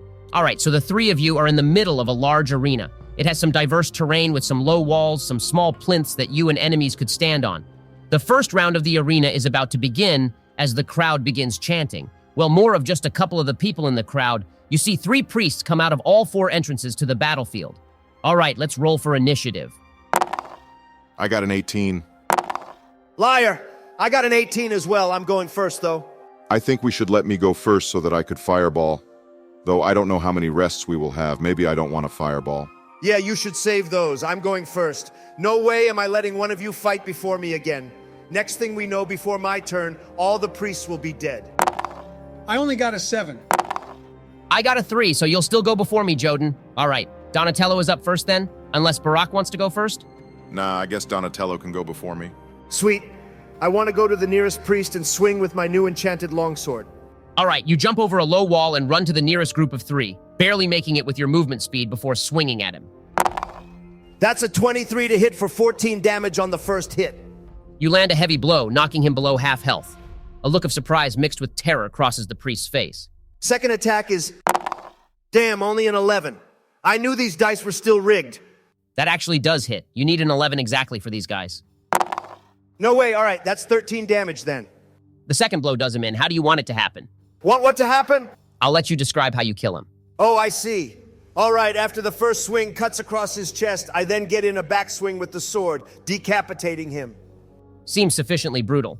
All right, do you want to action surge or do anything else for your turn? I don't think so. I'll save that, I think. Will we get to rest in between arena fights? You'll get to short rest in between each one, but no long rest. So I think you'll only have the 1 action surge. It says here that I can action surge once per short rest. Oh, I guess I was wrong. So yes, you'll have 1 action surge per round in the arena. I'm action surging then. I'll attack the next priest. Sounds good. That's a 21 for 15 damage. Another heavy blow. This priest is below half health as well. Second one is a 12 for 11 damage. Wow, that was pretty good. You'll kill that one too. Sweet. Driven by rage, I'll swing at the second priest as well, chopping off his arm and then stabbing him through the chest. Dang, nice job, Donatello. That was impressive. Yeah, it's a good thing that you guys have me here. Otherwise, you'd probably all die. All right, Barak's turn next. Sweet. All right, first I want to enter Blade Song as my bonus action, which also gives me plus 10 movement speed. So I'll move up to the last priest in the group Donatello is fighting and swing at him with my scimitar. That's a 14 to hit for 4 damage. All right, it's more of a glancing slash. He calls out in pain, but is still in good fighting condition. Then I'm going to firebolt him. That's a 13 to hit for 10 damage. You run up to the priest, moving extremely fast, and slash him with your scimitar, and then shoot a bolt of fire from your offhand. He stumbles backwards a step or two before regaining his composure, a look of pain on his face as you knock him below half health. Sweet. All right, that's my turn. Joden, you're up. All right, could I make it on top of one of those plinths that you mentioned, Ben? Yeah, you could do that. Okay, I want to climb on top of one of those and then shoot my bow at a different group of priests to also trigger my Horde Breaker. Am I right that they are within 5 feet of each other? Yeah, you can definitely trigger that. Awesome. That's a 19 for 6 damage to the first, a 15 for 6 damage to the second, and then a 26 for 4 damage to the first again. All right, they definitely take some damage as you unleash a barrage of arrows, but they are still going strong. Anything else on your turn, Joden? No, that's it for me. All right, my turn now. Joden, those priests that you shot at are going to run over to you, but they aren't quite able to make it onto the plinth. They are just starting to climb up. Barak, the priest you torched, is going to attack you, as well as one other priest that was able to make it to you. One of the other groups of 3 is going to be running at Joden and the other at Donatello and Barak, but nobody else is going to be able to make it to you guys. Damn, I rolled terribly though. That is a 6, an 8, a 7, and a 10 to hit you, Barak. Feeling the surge of battle magic running through you, it seems as though the 2 priests are moving in slow motion as they swing, but you dodge out of the way each time. Nice. Yeah, none of those would have hit me even if I wasn't in Blade Song. Yeah, I rolled really crappy there. All right, back to the top of the round. It'll be Donatello's turn. Sweet, I want to go attack the injured one that Barak is fighting. That's an 11 for 15 damage. All right, that does kill the first one. You're getting really lucky. You keep hitting right at their armor class. It could be luckier, though. I could be hitting criticals. All right, I'll swing at the other one with my second attack then. That's a 21 for 10 damage. Nice, all right. So there are 3 of the 12 priests dead, and then 3 more are injured. Anything else for your turn, Donatello? No, I'm done. All right, for my turn, I want to do the same thing, so I'll swing with my scimitar at the one that Donatello just attacked, and then firebolt him after that. That's a 14 for 4 damage off the scimitar, and a 21 for 18 damage off the firebolt. All right, how does it happen? I spin around, still in my blade song, and slash at the injured priest, driving my scimitar into his shoulder before reaching out with my other hand and unleashing a firebolt point blank into his chest. Nice. All right, anything else for your turn? No, that's all for me. All right, I think I would have disadvantage shooting them with my bow, right, Ben, since they are so close to me? Technically, you have disadvantage if they are within 80 feet, I believe, but I'm giving you advantage since you got onto higher ground, so it'll be a normal shot. Cool. I'll shoot the more injured one again, then use Horde Breaker to hit the other injured one, and then shoot the first one last time. That's a 16 for 6, a 17 for 9, and then a 26 for 5. The first one is going to be heavily injured, barely even able to stand as he falls back down, failing on his climb up onto the plinth. The second is going to be injured just under half now.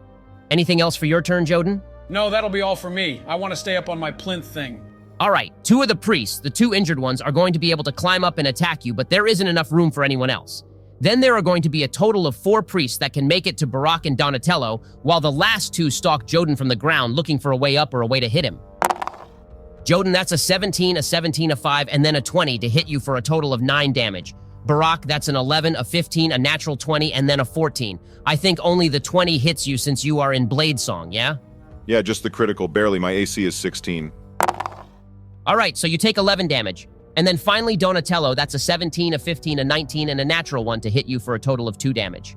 No sweat then. We are wrecking these priests, guys. This is just round 1, though, Donatello. We still got a long ways to go. Also, the gates on the far side of the arena are going to open, and you see Father Lucian in his customary brown robes step into the arena. You can see a dark blue light radiating from his hands, but he isn't going to do anything this turn. All right, I'm going to go fight Father Lucian then. Wait, I need your help here, Donatello. There are like 4 priests on us and then 4 more on Joden. Let's take care of them first, and then we can all focus on Father Lucian. Fine, whatever. I guess I'll help out you weaklings. These priests literally can't hit us at all. Ben, I'll swing at one of the priests who attacked me last round, the one who actually hit me. That's a 26 for 15 damage and then a 14 for 14 damage. All right, you cleave the priest in 2, and he falls to the ground dead. Anything else for your turn? No, my only bonus action is second wind, and I've only taken 2 damage so far. All right, for my turn, is there any way that I can get the 3 last priests on us in the cone for Burning Hands? Yeah, you can do that. Sweet. I'm going to cast Burning Hands as a 3rd level spell. They need to make dexterity saving throws. That's a 14, an 8, and a 19. Okay, the 2 who got below 15 take 26 damage, and then the final guy takes 13. You quite literally melt 2 of the priests as they fall to the ground dead. The last priest was able to mostly dodge out of the way, his robes catching fire as he rolls on the ground to put them out. He gets back up with a grimace on his face, burned quite thoroughly and very angry. All right, Joden, you're up. Well, now that they are up here, I'm going to drop my bow and attack with my short swords. I think that means I can attack a total of 4 times, right? Since I have the extra attack Hordebreaker and then the dual-wielding attack as well. Yeah, that sounds right. To the dual-wielding one, you won't add your skill damage, but you will on all the others. Sweet. All right, that's a 14 for 6 damage, a 22 for 9 damage, another 22 for another 9 damage, and then an unnatural 20 for 4 damage. All right, you are able to kill both of them. How does it go down? I swing with my short swords in a flurry of blows, slicing both enemies with each of the swings, and then I kick them off the plinth. Nice. All right, that leaves a total of 3 priests and Father Lucian. The dark blue light around Father Lucian begins to grow, and then you see each of the priests' maces begin glowing with that same light as well. Then Father Lucian is going to raise a hand, and a bolt of blue energy is going to race at both Donatello and Barak. You'll both need to make dexterity saving throws. That's a natural 20 for me. That's a 14 for me. All right, you both passed, though you did need a 14, so you're getting right on the edge there, Donatello. You'll both take 16 damage from the black bolt. Damn, that would have dealt 32 damage if I had failed. That would have knocked me unconscious in just that one hit. Yeah, it was a strong attack there. All right, then the priests are going to attack. The 2 are going to climb up onto the plinth with Joden and attack him, and then the last one is going to attack Donatello. That's a 17, an unnatural 20, a 3, and a 12 to hit Joden for a total of 17 damage. Then a 19 and an 8 to hit Donatello for 9 damage. Damn, these guys hit a lot harder with whatever Father Lucian did. Yeah, it was a really good ability that Father Lucian gave them. All right, top of the round then. Donatello, you're up. Well, I'm going to attack this last priest in front of me. That's a 23 for 12 damage. That does kill him. Nice. And then I'm going to run and attack Father Lucian with the other one. Your other attack will have to be with your crossbow. He is more than 30 feet away. Damn it. All right, fine. With my crossbow then. God damn it. That's only a 6. This is rigged. That one does miss. For Father Lucian, you all need at least a 13 to hit. Whatever. I'll kill him on my next turn. All right, my turn. Joden, do you need help up there? I could hit them with a spell. Yeah, I could probably use a bit of help. I don't know when that spell is going to wear off, so these guys hit pretty hard now. All right, I'll cast Scorching Ray at the priests up by Joden, just at the 2nd level spell slot. That's a 16, a 17, and a natural 20, for 8 damage on the first, 6 on the second, and then 19 on the last one. I'll shoot the first 2 at one of them and the last at the other. All right, they both survive, but they are both below half, and the second one is almost dead. Anything else on your turn? Would I be able to run behind cover from Father Lucian? I can't take another hit like that from him. Yeah, you could find full cover behind another one of the plinths, one that Joden and the 2 priests aren't on. All right, yeah, I'll go there, but then that is my turn. Joden, you're up next. All right, I want to slash with my short swords again. I'll focus on the more injured one until he is dead, then on the other one. That's a 19, a 24, a 7, and a 12. The first swing does 9 damage, then a total of 6 for the second and fourth swings. All right, that first one does kill the injured priest, and the other one is looking heavily injured as well. The blue energy around his weapon fades as well. All right, Father Lucian is going to murmur an incantation and raise a hand, and 3 bolts are going to fly out, 2 of them striking Donatello and the 3rd striking Joden. Donatello, you take 9 damage, and Joden, you take 4. Then the priest is going to attack Joden. That's a 19 and a 12 for a total of 4 damage. Damn, guys, this is starting to wear on us. I'm getting pretty low. Yeah, I'll be happy for the short rest, but I'll still be pretty injured, I think. I'm not worried at all. We got this, guys. All right, my turn, Ben. Yeah, your turn. All right, can I make it to Father Lucian now? Yeah, you can make it up to him. Sweet. I'm going to slash at him twice. That's a natural 20 and a 15. The natural 20 will deal 20 damage, and the other deals 9. Actually, he is going to throw up a magical barrier as a reaction after you hit him the first time, raising his armor class by 5 until his next turn. He does take 20 damage, though. That was a heavy hit. That's bullshit, but all right, whatever. I'll then use my second wind to recover. 12 hit points. That's my turn, though. All right, do I have a line of sight to him, or is Donatello in the way? You have a clear line of sight. Donatello is off to the side of him from where you are. Sweet. I'm going to cast Lightning Bolt. He is within 100 feet, I'm guessing? Yep. Dexterity save for him then? Yeah, he needs a 15. Damn, that's only a 13. Awesome, that's 26 damage then. All right, he is well below half health now. Anything else for your turn? I'm going to cast Healing Word as a second-level spell for my bonus action. That heals me for 10 health. Then I'm going behind my plinth again, hiding from Father Lucian's line of sight. Coward! Hey, I'm not dying here. This is only the first fight still. All right, Joden, you're up next. I'm gonna slash at this last guy. I only get 3 attacks now since my Horde Breaker is over, though. That's an 18, an 11, and a 7 for a total of 14 damage off of the first 2. That does kill the last remaining priest. It is just Father Lucian now. All right, can I hop down to get behind the plinth as well? Yeah, you can do that. He is just fighting Donatello up close now. I got this, guys. You can keep hiding. All right, for Father Lucian's turn, he is going to pull out a long sword as well, wreathed in that dark blue light, and swing it at you, Donatello. That's an 18 to hit for 8 damage, and then a 12, which misses. All right, well, for my turn, I'm going to swing back at him. That's an 18 for 10 damage, and then another critical hit for 19 damage. All right, once again, he throws up a magical barrier, but it doesn't do anything as your sword comes crashing through it, impaling his shoulder right through the heart. He drops to a knee. I was just trying to save the world. Vampire is a threat to us all. And then falls over dead. All right, guys, that's round 1 of the arena. We'll take a short rest, but then we're moving right into round 2. Dang, this is a lot harder than I thought it would be. No, it's not. I'm doing fine. What health are you at? I'm still at 34, over half. I'm only at 18. I need to heal up with this short rest for sure. I'm at 21, so just over half after using that healing spell. I'm going to use 3 of my hit dice on this rest. That's 15 for me. Yeah, I'll use 3 as well, I guess. Damn, that's 36 for me. I rolled really well. At least I'm up to full again. I'm going to use 4, I think.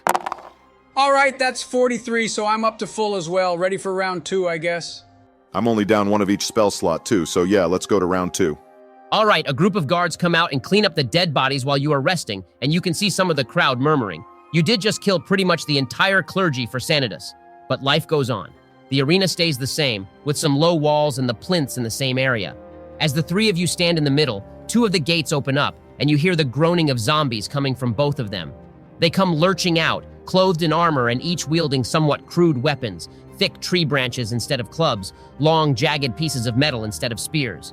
There are about 3 dozen zombies coming from each of the gates. Christ. All right, do we need to roll initiative again, or are we keeping the same as last time? We can just keep the same as last time. It makes sense for the 3 of you to get to act before the zombies do. All right, this is the first time that I think it would be a bad idea for me to run in with my longsword. We need to split up the groups, I think. Well, before we do that, I want a fireball while they are all grouped together. Fine, I guess that makes sense. Leave some for the rest of us, though. You can go before me, I guess. Whoa, I think that might be the first time Donatello has ever willingly let someone else go before him, guys. I'm not an idiot, Joden. Of course, Barak should go first with his fireball. All right, I want to throw a fireball at the zombies coming out of the south gate. Very well, it has a 10-foot radius, right? So it could hit in a 20-foot circle? No, actually, it's a 20-foot radius. Oh, wow. Even bigger than I thought then. All right, I'll say that you are able to hit all of the zombies at the south gate. I'll make a roll for every 9 of them, so I'll only roll 4 times. That's a 15, an 18, a 0, and a -1. All right, the ones who failed take 35 damage, and the others take 17. Damn, all right, half of the zombies melt away, while the other half were knocked back by the force of the blast and stagger back to their feet, burning and severely damaged. You see the other zombies begin moving apart to make a fireball less effective. You're saying that the zombies learned? Or something controlling the zombies did. Is Hamlet here? I bet Hamlet is here. Looking around, you can actually see Hamlet's yellow eyes peering from behind one of the 2 closed gates. Finally, on my turn, I'll enter Bladesong. What's the plan then, guys? We could try to go kill Hamlet, but there are like 50 zombies in this arena. We'll die pretty quick if we get caught.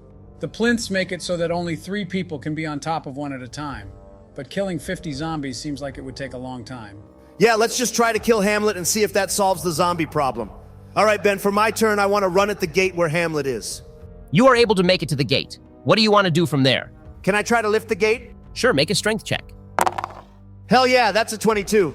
Wow, you needed a 20, so that was lucky. You've honestly had some of the luckiest rolls this session. Against Father Lucian, you needed a 17 to make it past his shield, and you rolled an 18 and a natural 20. And you've hit right on the armor class a lot, too. It's not luck, Ben. It's 100% skill. It's literally rolling dice, Donatello. It's the definition of luck. It's all in the wrist. All right, I'm guessing that did take my action to lift the gate, though? Yeah, it did take your action. Well, I'm still going to action surge and then attack Hamlet with my sword. That's a 19 and a 12. What do we need to hit him? You need a 15, so the 19 does hit. All right, that's 12 damage then. He takes the blow and lets out an inhuman growl. You see his body start to morph, and within seconds find yourself face to face with a werewolf. Damn, he's a werewolf? I guess that explains the yellow eyes. All right, my turn then. Yeah, your turn. Unless you had anything else you wanted to do, Donatello. No, I'm good. It can be Jotun's turn.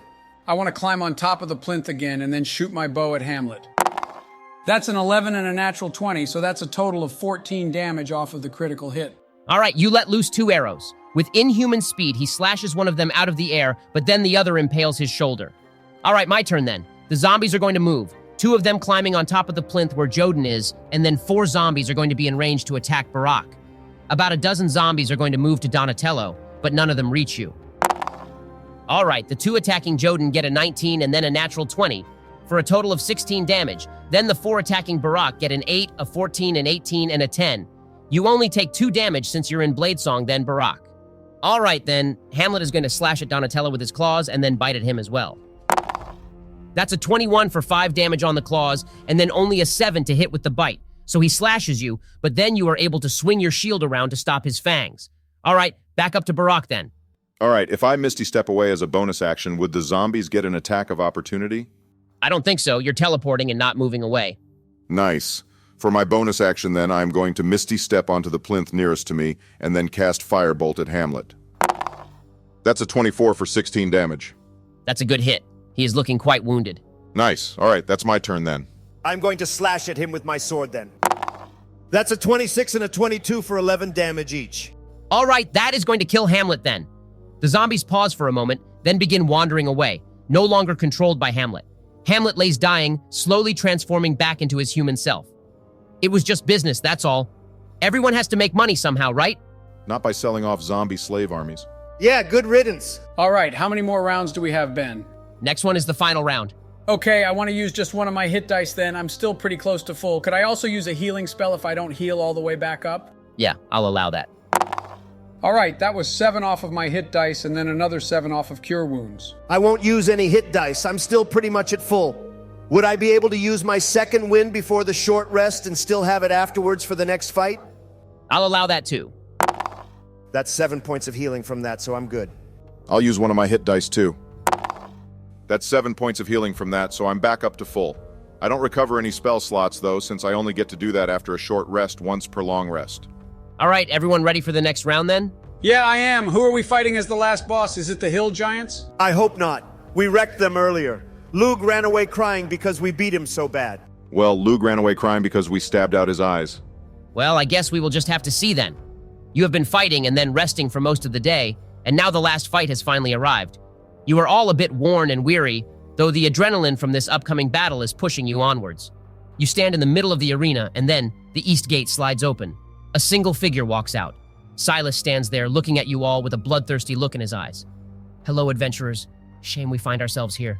Hell yes, we are going to wreck this guy. Silas is definitely a worthy final boss, though. All right, same initiative order then? Yeah, it's been working so far. We can keep the same one. All right, I'm going first this time, Barak. I'm going to run up and attack Silas. Can I make it to him? You can. Sweet, all right, that's a 19 and a 26 for 21 total damage. Do both of those hit? What's his armor class? You need a 16, so yeah, both of those hit. He grunts in pain with the 2 strikes. Did you want to use Action Surge? Hell yeah, I do. That's a 21 and a 19 for 22 total damage. Nice, you've done a lot of damage this turn. All right, anything else for your turn? No, that's it. He's going to reach out and attack you. That's a 28 to hit. Instead of taking damage, he's going to grapple you instead. Damn, okay, no problem. That just means I can't move away. I can still attack him, right? Yeah, you can still attack him. All right, Barak, it's your turn. All right, could I get into position to cast Lightning Bolt at him? You can, but since he is grappling Donatello, you would hit Donatello as well. That makes sense. All right, I'll just use my last second level spell to cast Scorching Ray. Oh my god, that's a double natural 20 and then a 23 for the last one. Damn, you are about to deal a ton of damage. Yeah, that's 48 damage. I'll also go into Bladesong too. Well, this might be a bit anticlimactic then. He cries out in pain but holds on to Donatello. He is looking wounded, and the bloodthirsty look in his eyes begins to bore into each of you. He is going to bite Donatello. That's another 28 to hit, dealing 9 piercing damage and then 12 necrotic.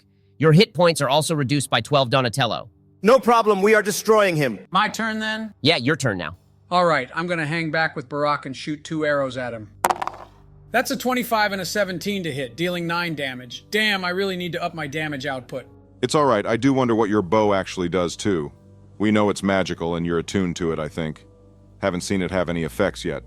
No, you haven't yet. You could do another Arcana check on it in a session, or Joden, you might find out by accident. It does have some magical properties. Interesting. All right, well, I think that is it for my turn. All right, Silas's turn now. At the start of his turn, you see a pack of wolves come barreling into the arena from the other 3 gates. 13 wolves, to be exact. They surround Barak and Joden, and 3 of them move towards Silas and the grappled Donatello. Silas is then going to bite Donatello again. That's a critical hit, dealing 16 damage on the bite, and then 28 necrotic damage. Well, I'm out for the count. That's really dumb. Sorry, Donatello, that was bad luck. Silas is then going to move and swing at Barak this time. That's a 26 to hit, and so he is going to grapple you this time. Damn. All right, well, Donatello's turn then. I'm dead. Well, you're unconscious, so you'll make a death-saving throw, but just privately. Everybody else just sees you lying there, breathing very shallow as you have been drained of a lot of blood. My turn then? Yeah, All right, Joden, this is going to be all up to you. I'm going to cast Lightning Bolt at Silas. he's holding you, so you'll get hit too. Yeah, I'm okay with that. That's a 13 on the dexterity saving throw, but he is going to use his legendary resistance to succeed on it. You'll need to roll for it too. That's a 19 for me, so we both succeed then, which means we both take... Damn, only 18 damage. I thought that would go a lot better than it did. All right, after your turn, he's going to bite at you. That's a 21 to hit for 9 piercing damage and 10 necrotic. Well, I'm down to 1 health then. Sorry, guys. We definitely were not powerful enough to take on a vampire. Yeah, no joke. He got lucky, though. If I had had another turn, he would be dead. All right, Joden, you're up again. Hey guys, what was the name of my bow again? It was Thorne. Oh, that's right. This is what you have always been talking about when you keep mentioning Thorne. All right, if I say the name, does anything happen? Thorne? Your bow comes to life in your hands. The arrow you had notched grows barbs around it. You'll add 1d6 of piercing damage whenever you hit with the bow now. Damn, wish I had known that earlier. Can I do that all the time? Only once per day. Fair enough. All right, I'll shoot at Silas twice then. Typically, you would have disadvantage, but I'll say that you can just roll it normal. Thanks. All right, that's a natural 20 and an unnatural 20. That's 20 damage off of the arrows. Do I add critical damage to the Thorn damage too? Yeah, to all the damage you would be rolling. That's another 22 damage then. That does finish off Silas then. You shoot 2 arrows right into his side, the second one piercing his heart. He drops Barak, falling to a knee. Interesting. I had always thought I would fear my end when it came. Now I only feel hope. Thank you, my friends. Wait, we did it then? You guys did. Yeah, I must say I wasn't expecting 3 different turns of dealing over 40 damage. You guys have a crazy high damage output with all of those criticals. The wolves disperse, heading out the gates. I'll rush over to Donatello and use Healing Word on him. Only as a first level, unfortunately, since I have no other spells. All right, I must say it was really lame that I died at the end there, but also that was a pretty fun session. Yeah, that was a lot of combat and rolling. I thought we lost at the end there. Yeah, what made you think of activating your bow like that? Well, I remembered suddenly that it had a special name. I hadn't tried saying it before. It's a pretty cool bow. Yeah, that came in clutch there. Of course, you both would have been dead if I didn't deal all that damage at the beginning and distract him for the first full turn cycle. You did tank a lot of damage there. Awesome, well, I guess we can end it there then. You all know what Joden's bow does now, so that'll be something to take back to the regular campaign. And more importantly, I got to kill Father Lucian finally. That's how the season finale should have ended. And we killed Hamlet too, and put an end to the terrible things happening in Southern Edge too. Though I don't actually think that killing just him would end it. It seems like the whole town is probably on board with what is going on. Agreed. That was where I got my bow though, right? After killing the Wraith guy? I think so, yeah, that seems like a long time ago. Hard to believe we've only been doing this campaign for just over a month. And that was with our break between seasons too. It feels good to be back though. Thanks for having us back, Ben. So, I was thinking over the weekend and I had kind of forgotten about my sword getting melted at the castle when I bought the new magic sword last session. I do still want to buy the sword, but could I sell my other one? Make back some of the money I spent. Okay, yeah, we can talk about that. First though, Obama, would you mind giving us a recap? Of course, Ben. Last session we made it to Mantira Bay and already had a close encounter with the Night Watchers, or maybe they were just regular guards, when Donatello assaulted an old fisherman named Nigel. Donatello was able to talk the guards out of killing him, but placed us solely in the Night Watchers' line of sight. We then tested out Dr. Necrotech's grave transit system again and asked him if he would know of an artifact that would capture or destroy souls, but he said it would take a few days. Finally, we went shopping for the first time in the adventure. I have a new staff, Donatello got a new sword, and Joden got some new armor. If any of this sounds unfamiliar, you might have missed one of our previous episodes, which can be found here. Also, if you missed the Arena one-shot we did over the weekend, where the party was able to fight some of the people from the adventure so far, it can be found here. Thanks, Obama. Sorry, that was a pretty long one. It's okay, I don't mind. Yeah, he likes to hear himself talk. Now, to matters at hand. Can I sell my old sword to Zephyr Pebblefoot? I think that was the name of the magical artifact merchant we bought all of our stuff from. Yeah, that was him. He takes a long look at your sword, murmuring an incantation over the melted side of it. Interesting weapon you have here. I don't know how much I would be able to get for it. Most people will see the deformed blade and pass it over. But it is magical, at least that side of it. Very well, I can offer you 50 shadow shards for it. That's it? It's worth at least 100. Perhaps. That is what I will try to sell it for. But it's a risky item for me to take and try to sell. There is a good chance it just sits on the shelf for years. I'm afraid I can't go above 55. All right, very well. At least that makes some of my money back. What about this gold teapot? As you reach into your bag for the teapot, you actually can't find it. What the hell? Did one of you two take it? No, you were very clear that you wanted to hang on to it. Well, I don't have it now. It's nowhere to be found in my bag, Ben? Nope. Just your gold coins and traveling essentials. Then also the magical small bag of holding that Thorne gave you for holding shadow shards. Did you lose it somewhere? Well, I guess so. That's dumb, but it wasn't worth much anyways. Hey Zephyr, would you happen to have any items that could say, I don't know, capture someone's soul? Zephyr's eyebrow raises slightly. No, that would be contraband in the city. That's a dangerous request. Okay, no matter. Thought that we would check. Very well. No harm in asking, I suppose. He reaches back behind a shelf. Before I forget, you really should have some shadow slick for cleaning the staff. I think I have a small bottle back here. He rummages around for a second before producing a small black vial. Nasty stuff. Don't get it on your hands for sure. He passed it over to you and passes a small piece of paper as well. If you do, well, you didn't get it from me. Then he turns and begins talking to a nearby vendor about how crazy the new Vallaki burgomaster is. What's the paper say? I don't know, what does it say, Ben? You open it up, taking care to do so covertly.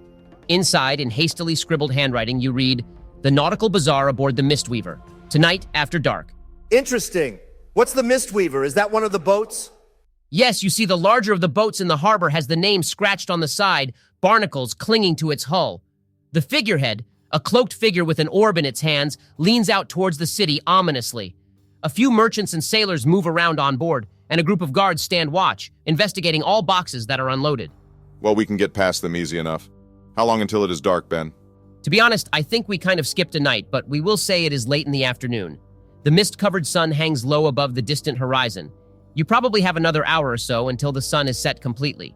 Is there anything else you want to do in the city, or do you want to wait until you are climbing aboard tonight? I'm good to wait until we are going aboard. We already did our shopping unless there was anything else anyone needed. I think I'm good too. Should we make a plan for how we are going to get on the boat? If the guards are watching, it won't be easy to slip on board. We could use your magic to make us invisible and then you could misty step.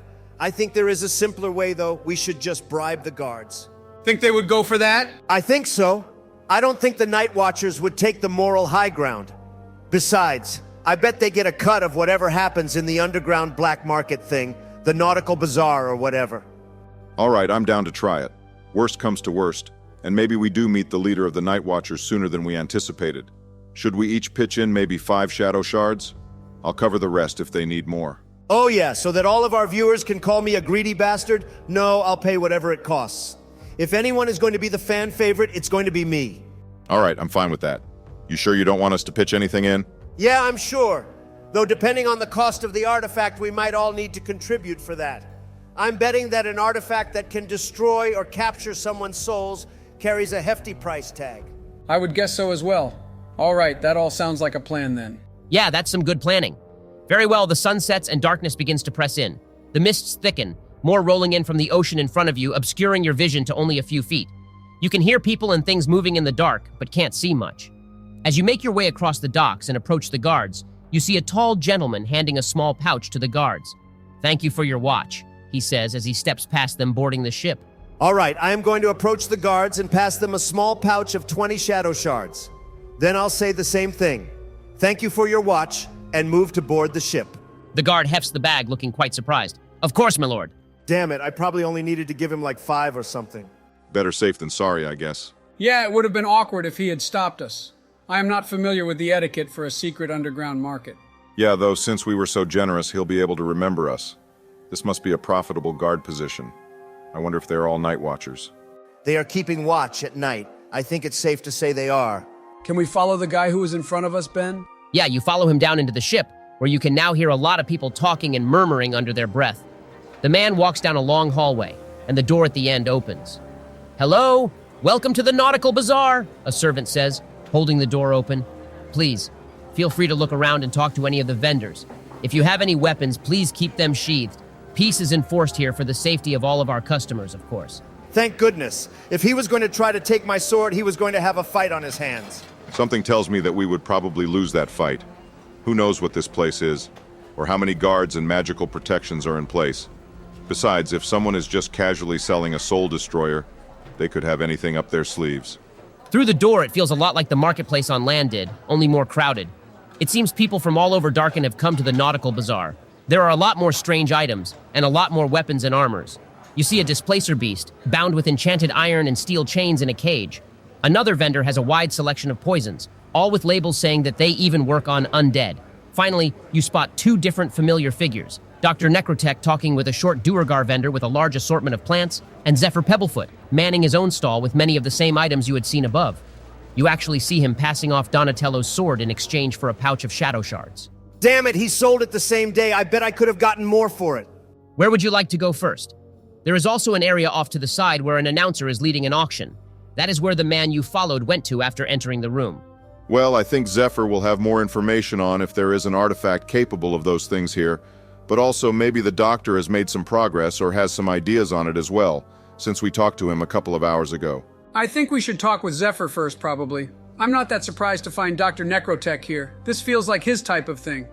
We barely even know him, but yeah, I also am not surprised he is here. I kind of want to go over to the auction area, mostly because I am not sure why Ben specifically pointed out the guy that we followed in here. I thought he would just be another patron, but maybe he is someone important. That's definitely metagaming, though. I think we should go talk to Zephyr, too. Maybe he'll give us some pointers. Fine, but after that, let's head to the auction area. Ben, I want to keep an eye on the guy we followed. Does he have a name? Not that you know. All right, as you approach Zephyr's stand, he looks up with a smile. Hello again, my friends. Glad you found the bazaar all right. I haven't seen you around here before. Are you in town for the bazaar specifically, or what brings you to Mantira Bay? Those night watchers are pretty brutal here, you know. Yeah, we just came up from Ilaluk for the bazaar. We are looking for that item we talked about earlier. Figured this would be the place to find it. He raises an eyebrow and then nods. Agreed. Now, you are looking for an item to destroy someone's soul, huh? That is dangerous stuff in Darkon, you know. Most people are pretty attached to their souls when it makes them immortal. You aren't from Darkon, though, right? You came here with the Shadow Shippers? Yes, that's right. I am from a small village outside Neverwinter. My family kicked me out, and I found a new one on board the Mistweaver. It's a rough crowd, but we look after our own. Anyways, for the item. I happen to have something that can capture a soul. It's a tricky piece of magic, let me tell you. Much harder to come by than most things I have. Took it from an ancient lich down in Barovia. And of course, therefore, the price is high. How much? Unfortunately, it's not for sale. It is up for trade, though. What would you accept as a trade? Information. There is a blind oracle not far from here. Supposedly, he was lost in the Feywild for years, until a Fey lady blessed him immense knowledge and with the ability to see the future. Then he found his way here to Darkon, apparently. Not too far from here, I'm sure if you hurried, you could make it back before we leave port in 3 days. And what information are you after? The location of my real family. I tried to head back there to mend some bridges, but they had moved on long before. I would give you the artifact in exchange for finding out where they are. Straightforward enough. All right, where is this blind oracle? If you head down the coast, you'll find a small cove about 25 miles south. There is a cave there, and the oracle is in the cave. It would be simple enough if Darkon wasn't, well, Darkon. Very well, we'll go talk to the oracle. He could probably help us too. Anything else you want to ask Zephyr, or do you want to leave the ship, or you could also go to the auction area or talk to Dr. Necrotech? All right, we can head over to the auction area. Yeah, we can go there. I'm itching for some combat, though, Ben. You said there would be more combat this season, and we haven't fought anyone. Sure, the arena session helped tide me over a bit since I pretty much single-handedly won the whole thing, but there's been a lot of talking here. I do think that city adventures typically run a lot more role-playing than combat, At least that has been my experience thus far. Don't worry though, you'll have plenty of combat this season. All right, you head over to the auction area and see a metal automaton come up for bidding. The auctioneer starts off the bidding at 500 shadow shards, and there is a short bidding war, 550 from a woman in an emerald dress, 600 from a dwarf near the rear, 625 from a Arakocra standing off to the side. Then the man you followed in raises his hand, 626. There is silence, and then the auctioneer slams his gavel down. Sold to Marcus Nightshade then. Well, we have his name now. Who has he been? You don't know.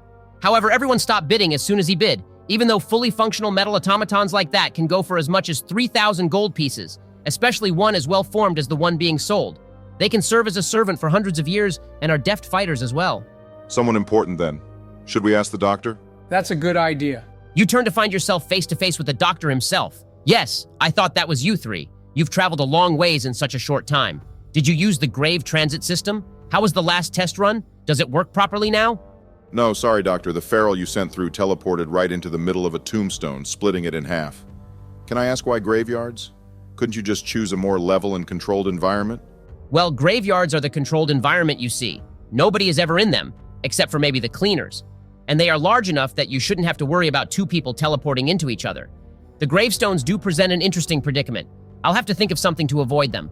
Can't be having all my users just be getting rebooted all the time. Let's just try it again then. Let me know next time you are in a graveyard. Well, in the meantime, who is that guy? Marcus Nightshade or whatever his name was?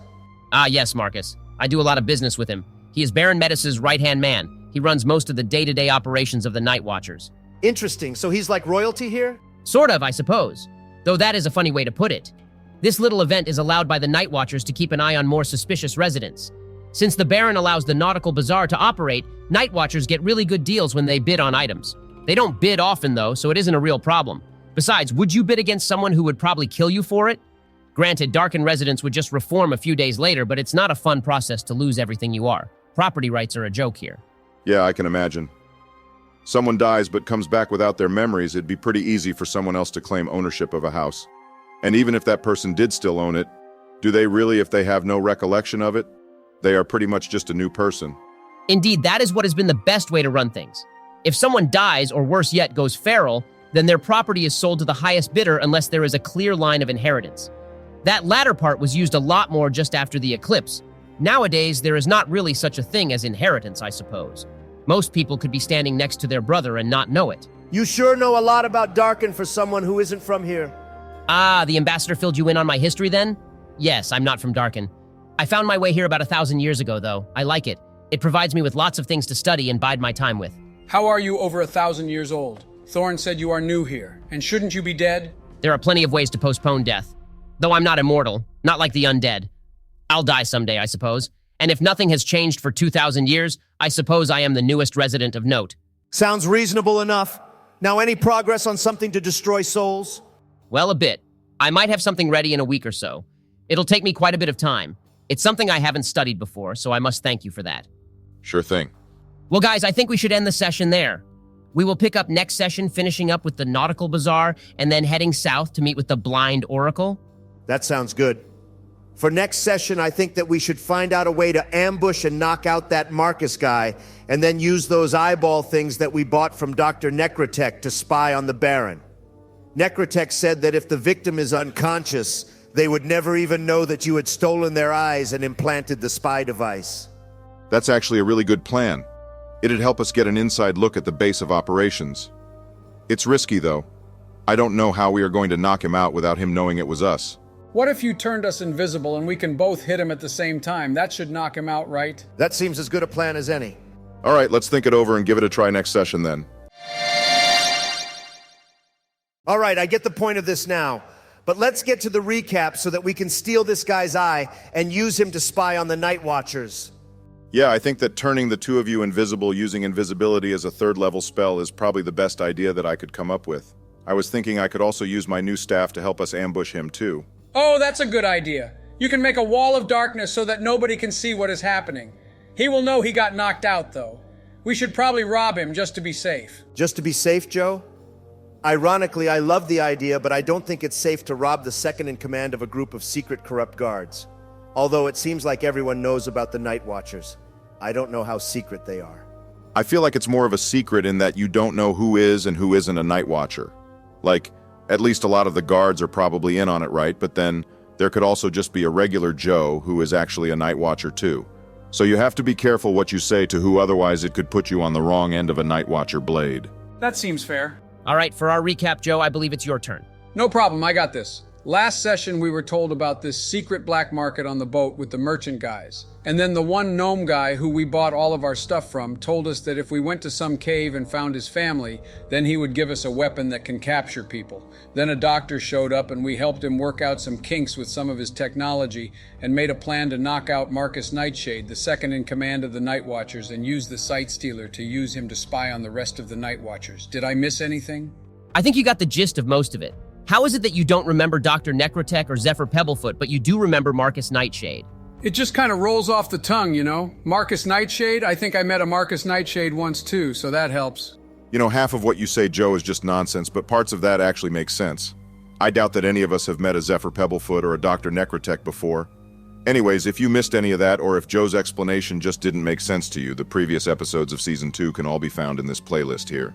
Great, thanks, Obama. All right, to start off our session, we are still in the Nautical Bazaar. You made the plan to knock out Marcus, but haven't put it into motion yet. When do you want to try to knock him out?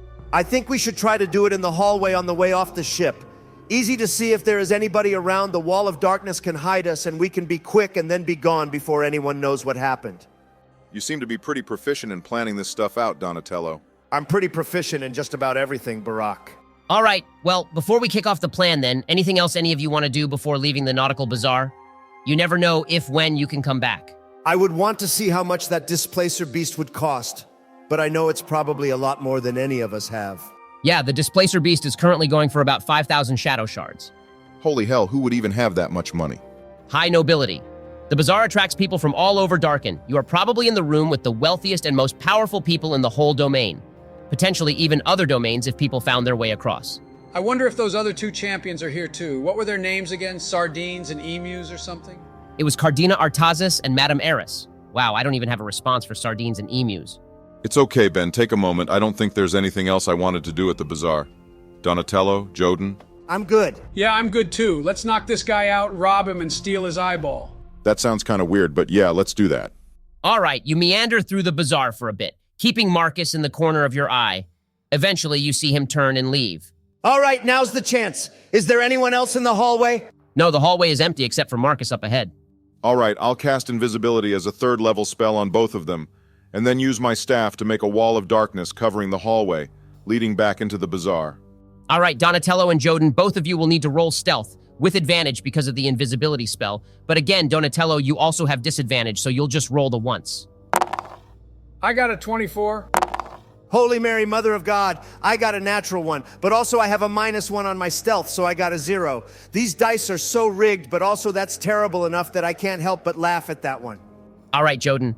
As you begin moving down the hallway, deftly choosing where to place your feet, Donatello begins running down the hallway, hitting every loose board and scraping his armor against the walls. Marcus turns around, pulling out a knife and seeing through Donatello and Joden at Barack holding the staff and causing the wall of darkness. What manner of trickery is this? He throws the knife at you, Barack, but instead, it is going to hit Donatello. That's a 19 to hit for 4 damage, and I'll need you to make a Constitution saving throw. Damn, that's only a 10? These dice are literally so rigged. I need to get new dice. I still haven't gotten those gold ones I ordered. I think you got scammed then. You bought those a long time ago. Yeah, oh, well, it was only 15,000. Did you actually spend $15,000 on a pair of dice? Yeah, what of it? All right, well, Donatello, you take an additional... Wow, now it's my turn to roll terribly. You take an additional 2 damage, but you are also severely poisoned. You can feel the poison already beginning to spread through your arm, a cold, icy feeling. The two of you have now reached Marcus. What do you want to do? I want to headbutt him. All right, that works. Roll a strength check, with advantage since you are wearing heavy armor and he is just in everyday clothes.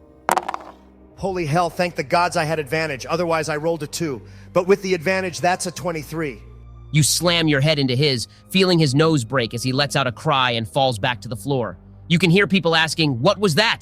back in the market. I want to slam the hilt of my short sword into his face. All right, you'll have advantage on that since he is prone. That's an 18 for 7 damage. I just rolled the regular damage though. Should I do something else? No, that's all right. You slam your hilt into his face and he falls flat on his back, unconscious and probably with severe brain damage. It's a good thing there is magic in this world. You guys just pulled a Batman on this poor guy.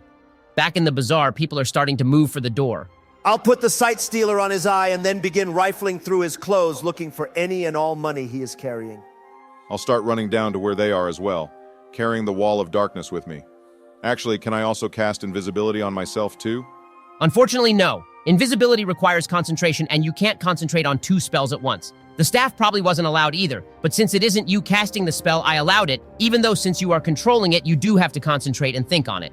But also, invisibility ends when you make an attack, so none of you are invisible at the moment. Damn, I didn't know that.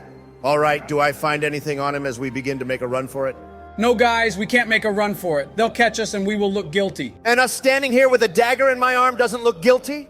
Oh yeah, okay, we need to run for it then. Maybe we can dive in the water and avoid detection for a bit. I don't fancy our chances in the water. If there are haze inklings and krakens, who knows what's in there? Then again, we don't have much time. You do find a pouch of shadow shards, probably around 50 or so, and 2 more of those daggers, as well as a small vial of a green liquid. All right, the people are going to be coming in the door, Donatello.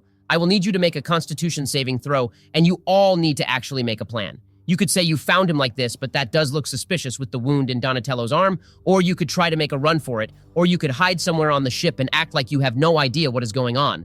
He would probably recognize Barak if he saw him again, since he saw you conjuring the Wall of Darkness. I got a 19 on the Constitution saving throw.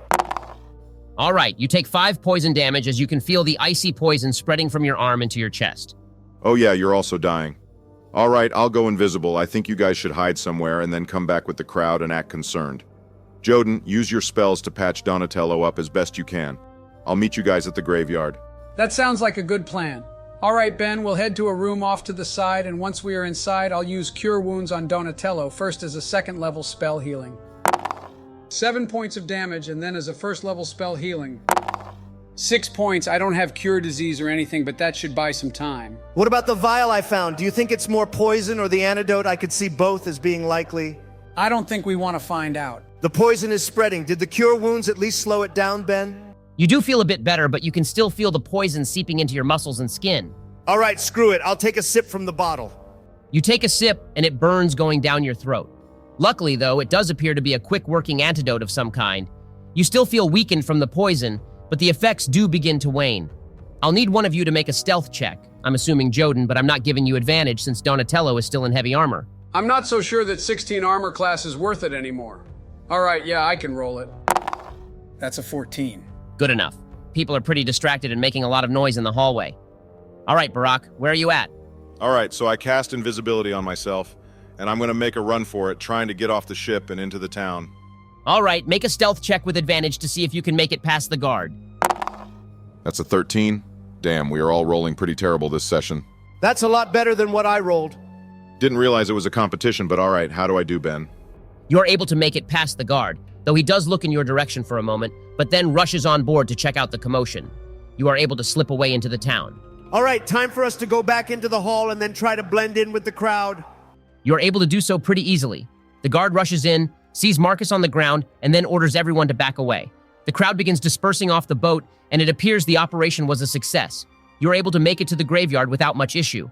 All right, I need to learn some kind of disguise spell, I think. Especially if he is going to recognize me next time we are in town. I am honestly a bit dumbfounded that worked as well as it did, though. Yeah, me too. There was not a chance I saw that working. It probably would have failed if it wasn't my plan.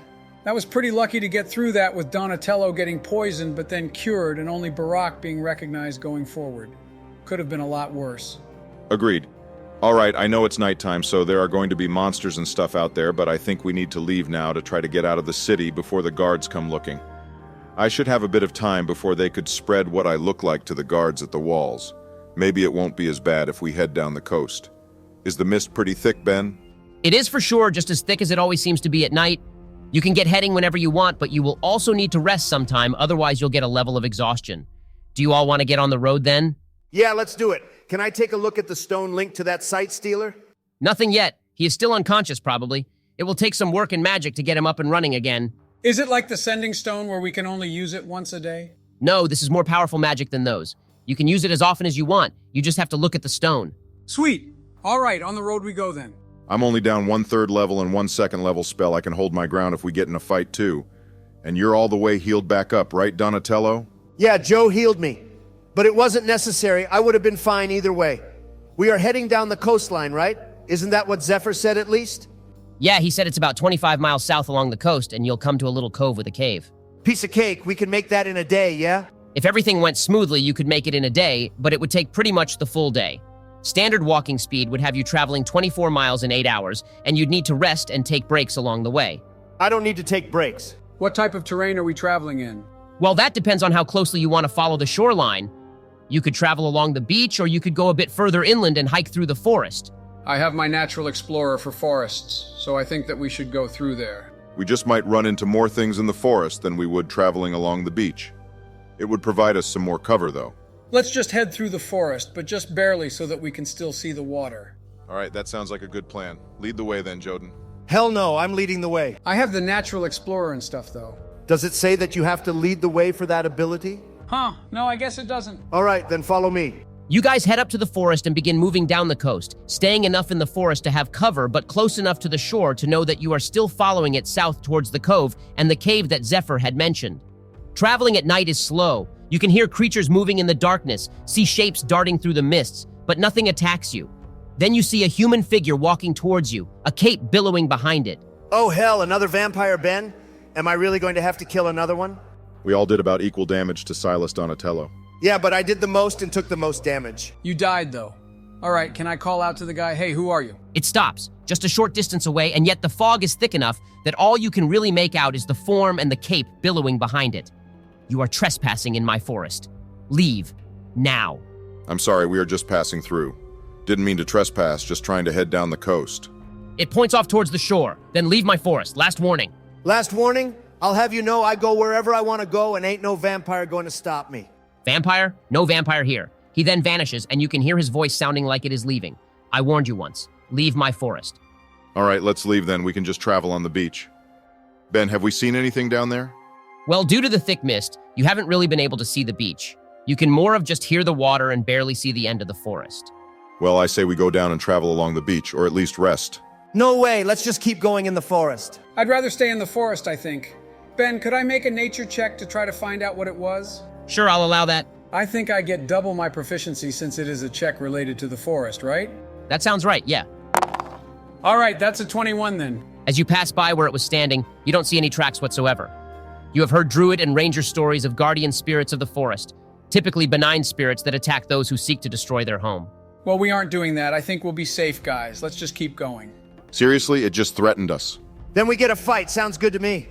All right, as you keep moving in the forest, I am going to need all of you to make a Constitution saving throw. God damn it, guys. I knew we should have just headed down to the beach. All right, that's a 13 for me. Damn, only an 11 for me. I got a modified 20. All right, Donatello, you take 38 points of cold damage as a wave of frost comes crashing over the three of you. Barak and Joden, you are able to take cover behind Donatello and pull up clothes and barriers to stop the cold, but you still both take 19 points of damage. All right, we will end this session here, but next session we'll start with rolling initiative. Wait, what attacked us? You see the humanoid figure about 30 feet down the path, which is where the cones seem to originate from. You hear a deep, evil laughing as it pulls out a spear-looking weapon. God damn it, not a vampire then. Nope. We definitely should have gone down to the beach. If I had failed the Constitution check, that would have one-shot me.